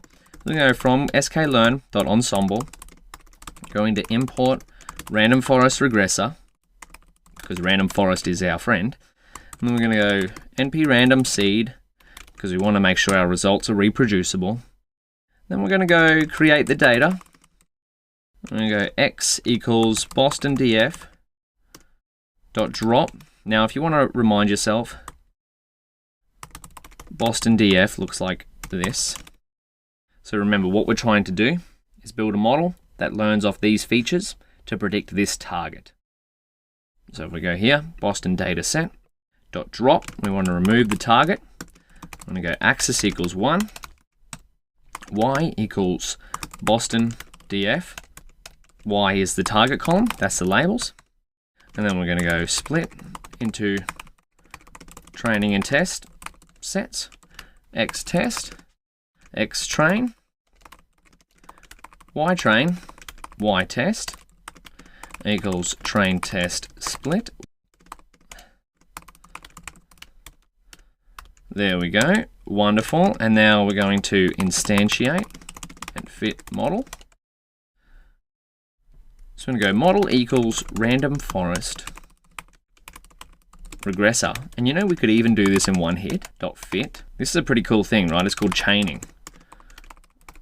So we've just saved ourselves a line of code. This would usually be model.fit, or actually one word. And then what we can do is, so this is going to fit the model. We've seen what fit does. It goes, hey, find the patterns in X train and compare them to Y train and figure them out. Now this is going to learn the patterns. Now we want to use the patterns. So we want to make some predictions. Make predictions. And this is where the predict function comes into play. Ypreds equals model.predict X test. So this is saying, hey, make some predictions on the test data set and save it to the predictions or Ypreds variable. So let's do that. Oh, what's happened here? We go down here, check, we've probably got a typo. Number of labels 404 does not match number of samples. What have we done? X train. Oh, this is what we've mixed up. We've mixed up these. Train, test. See, you're going to get errors even though we've typed this one line of code about 20 times in this notebook already, still making errors. Beautiful. And again, we're getting that warning and estimators. I should really just upgrade my scikit-learn to 0.22 so it removes that warning. Then we go here. Beautiful. So now we've made some predictions and they're stored in Ypreds. So what does this look like? Oh, there's too many there. Let's just view the verse 10. Now let's compare this to our test labels. And we want to put that in a NumPy array so it just kind of looks a bit similar. Excellent. So this is what our regression model has predicted based on the X test data that it's looked at. And this is the truth. So what we want to do is evaluate this. So how do you think you might evaluate a regression model? If it's trying to predict a number, what you might do is figure out how far it is away from each prediction. So see here, the first prediction is 23.002, and the actual label is 23.6. This one, the prediction is 30.826, and the actual label is 32.4. And so we could do that for each and every sample and then maybe get the average. Well, that's an evaluation metric called mean absolute error. So that's what we can do. Compare the predictions to the truth. So we want to go from sklearn.metrics, import mean absolute error. Oh, look at me go. Oh, I was about to say no typos and then I do a typo. Classic. Mean absolute error Y test. So this is saying, hey, exactly what we just said. Let's go through each and every prediction, right? So Ypreds, and compare them to the test labels, and then figure out what the difference is between this. So we do 23.6 minus 23.002, and then 32.4 minus 30.826, etc., across the entire data set. And then we'll figure out what the difference is for each sample, and then we'll add them all up, and then figure out the average. So that's what mean absolute error does. We'll do that. Boom. So what this is essentially saying is that on average, for every single prediction here, what we're trying to do, we've trained a model that on average predicts something that is 2.2, this is this figure here, or 2.1 away from the target. So on average, it might predict 22 or 26 or 23 or 19, etc., etc., etc. So that's not too bad, right? 2 off, and it may be pretty bad, right, if you wanted to be really accurate. But this will all depend on what kind of problem you're working with. What sort of error metric you allow or what sort of evaluation metric you allow depends on the problem you're working on. And speaking of evaluation metrics, I believe that's next in what we're covering. Evaluating a model. We've kind of just touched on it a little bit here, but we're going to go a bit more in depth in the next section. So what we've seen in this section is fitting a model to some training data, so aka finding patterns in data, finding patterns between X and Y, and then using a trained model, using the patterns that it's learned to make predictions on our data. All right, so take a little break, go back through what we've done, see if you can get a model to make some predictions on some data.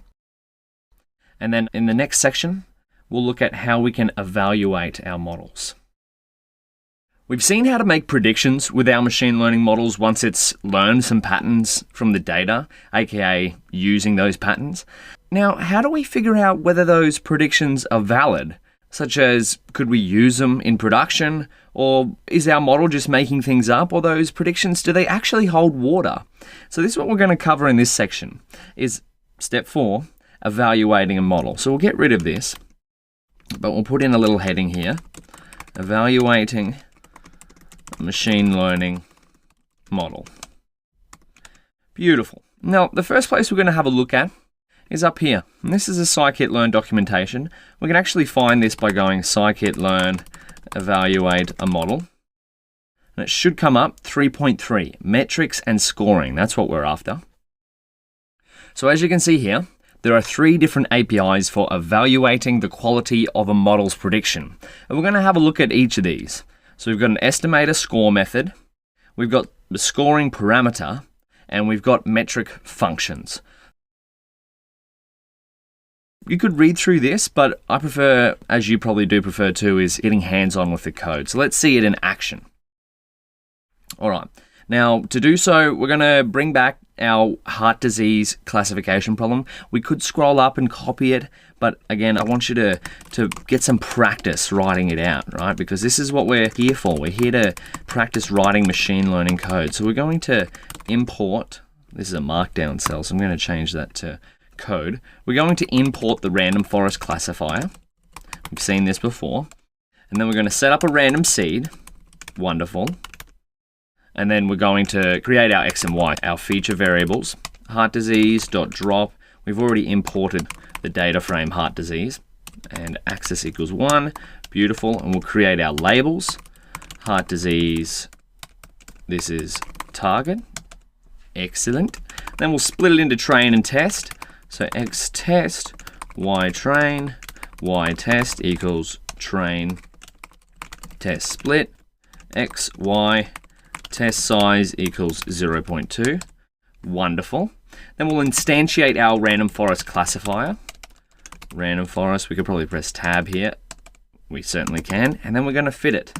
That wasn't too hard, right? By now we're becoming experts at writing this little section of code, and being realistic here, that's a full-blown machine learning pipeline right there. Right, as long as the data's in the right format and we've got the target column, we can do this pretty quickly.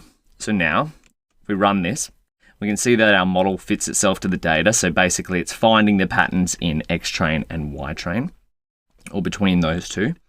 And so now we can use the scoring parameter. What we might do actually is copy this. We go 3 ways to evaluate scikit-learn models / estimators.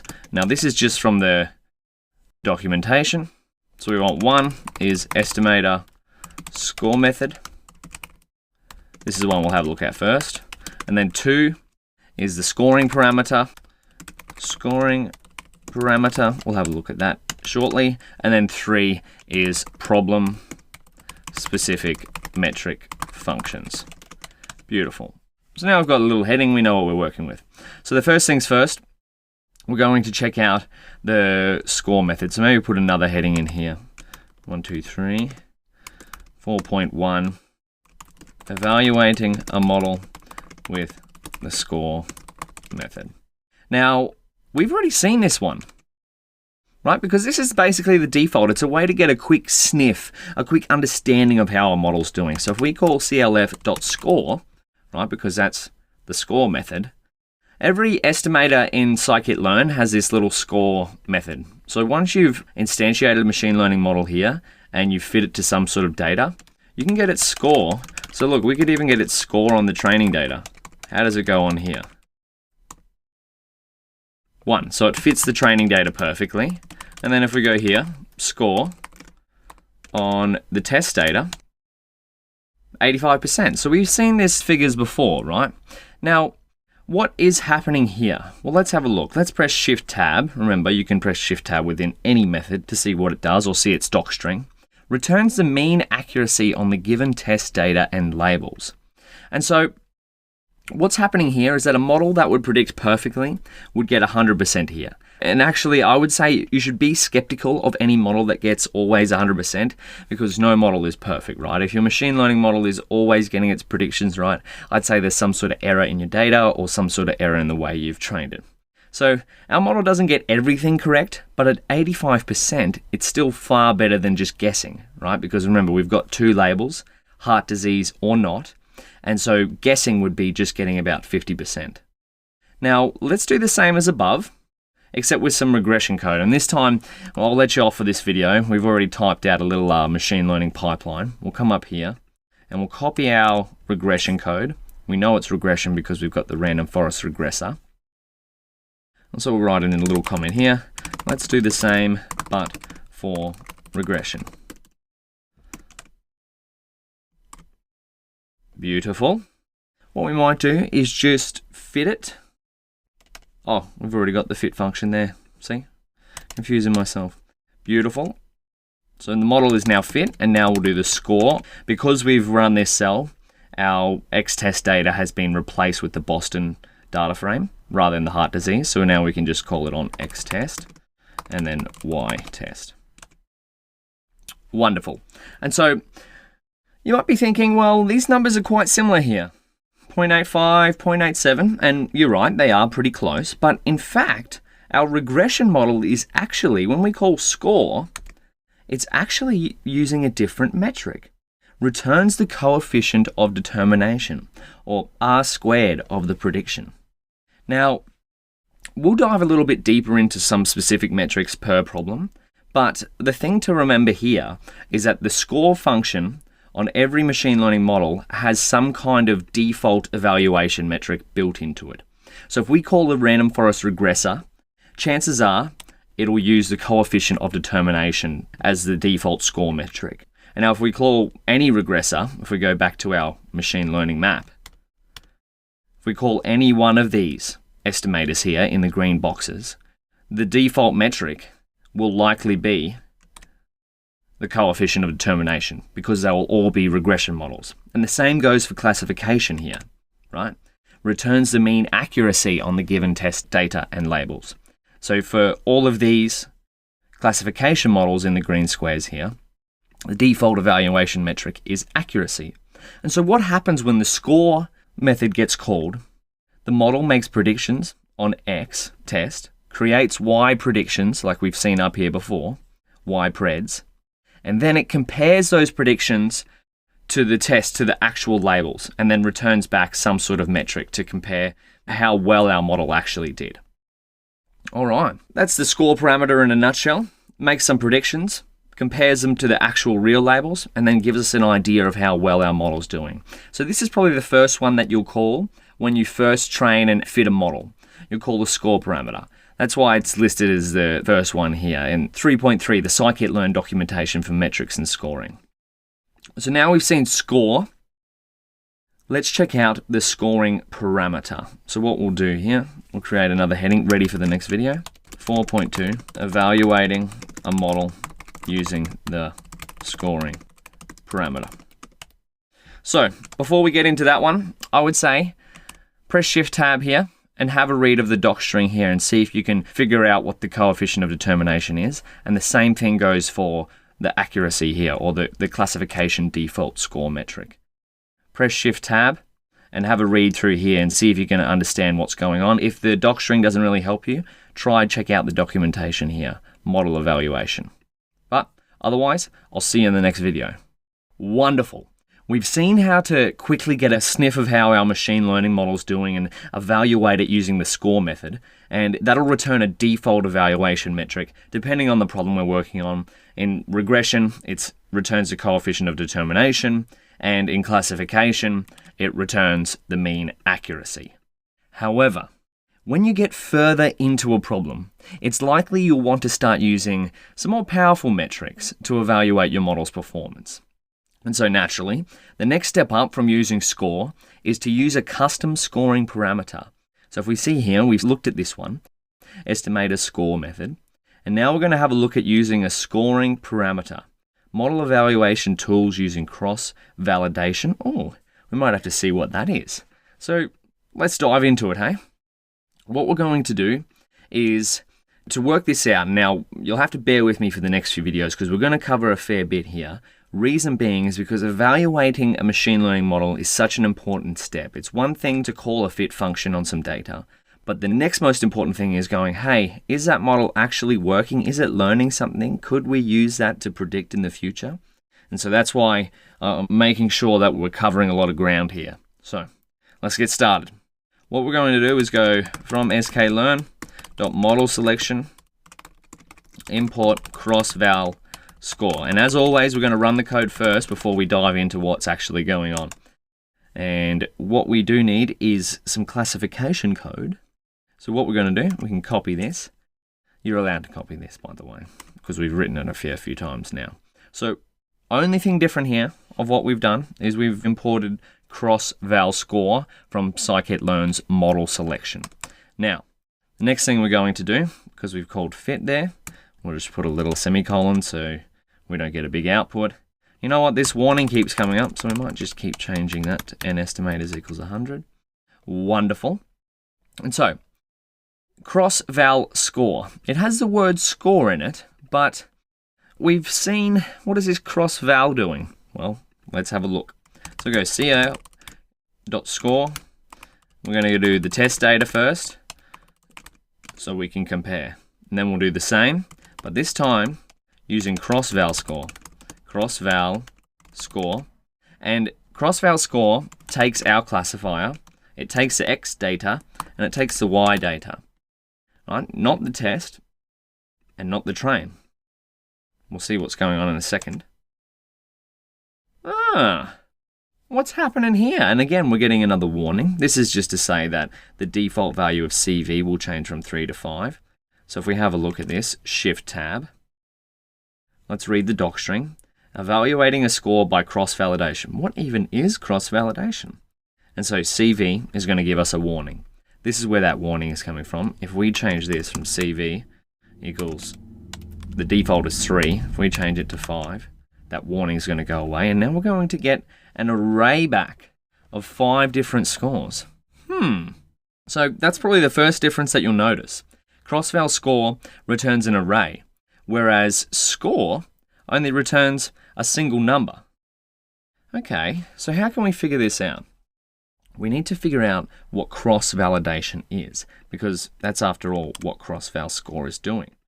Come back into the docstring, evaluate a score by cross-validation. Well, unlucky, here's something I prepared earlier to demonstrate, and as always, I understand things better visually, you might do the same, to demonstrate what cross-validation is doing. So, what we've done before in our normal train and test split, so we've split our data into training. So this could be, say we started off with 100 patient records. We'd split it into a training split. In our case, we've used 80%. And this would contain X train and Y train, 80 samples. And I've used the number 100 here. We've really got more than that, but this is just because the numbers work out visually better here. And in our test data set, we've got 20% of the data, which would contain X test and Y test. Now, the difference here with cross-validation, and in our case, this image here is demonstrating 5-fold cross-validation. What you'll probably see cross-validation referred to is K-fold, where K is an arbitrary number. And the reason why we're using 5 is because if we come back here, CV equals 5 there. So that stands for cross-validation. And this is what I'm talking about, splitting our data into training and test, using 20% for the test size. So that means, naturally, the other 80% goes to the training data, which is where this little split here comes from. Now, what cross-validation does is it does 5 different splits. So it'll use the first 20%. So see how here this is kind of using the last tail 20% here? So it'll create a test data set here and a training data set here. Then it'll move over here and use this as the test data set. And then again and again and again. And so what happens is that cross-validation trains 5 different versions of the model, and then it evaluates those models trained on each training data on 5 different versions of the test data. So what's the purpose of this? Well, as you could imagine, if we're only training one model, it could be a lucky split. Like say this 80% of rows, say that had a whole bunch of information and the model was able to learn really well on these 80 rows, on these 80 patient records. And then it got a really good score on this test set. Is that a true reflection of how our model would understand the data or figure out the patterns in the data? Well, not really, right? Because it's just luck, right? If we're just splitting this randomly and somehow a bunch of easy patient records have gotten here and the model's figured out certain patterns and it's gone over to here to this test data set and it's got an amazing score, we could be tricking ourselves. We could be fooling ourselves into thinking that our model is far better than what it actually is. So that's where cross-validation comes into play. It aims to provide a solution to not training on all the data and avoiding getting those lucky scores on just a single split of data. So it'll create 5 different splits. So no matter what, our model is going to be training on all of the data and evaluated on all of the data. And so this is why if we come back to see cross-val score, it's why it gives us back 5 different scores here. So that's starting to make sense. So if we call the score parameter on only our X test data and our Y test data, it's going to give back 1 score. But if we call cross-val score, because we refer back to the graphic here, it's going to make 5 different splits. And remember, 5-fold is just an arbitrary number. You could do 10-fold, you could do 3-fold, you could even do 100-fold. But 5-fold is the default of the library, and it's usually pretty good depending on the size of your data. So we'll use 5-fold to demonstrate here. Just to prove it to you, we could go in here, cross-val score. We could even do 10. So this means it's just going to make 10 different splits, exactly the same as this, and then return 10 different scores. So you see here, this is a great example. On split 1, it's got a score of 0.9. So that could be 90%, which is higher here. But on a later split, it's got something much lower, 72. And so what we do here is to figure out a more ideal performance metric or evaluation metric for our model is that we can take the average of these 5 scores. Let's see it happen. We'll do it all in one cell. Random seed. And what we're going to do is get a single training and test split score. I'm going to make sure CLF single score equals CLF score X test. It's going to use the same data here. Y test. Wonderful.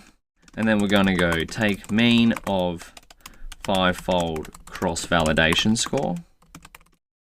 CLF cross-val score equals NP mean. Then we need cross-val score. X, we need to pass it our classifier. X, Y, and we'll use CV equals 5. And then compare the two.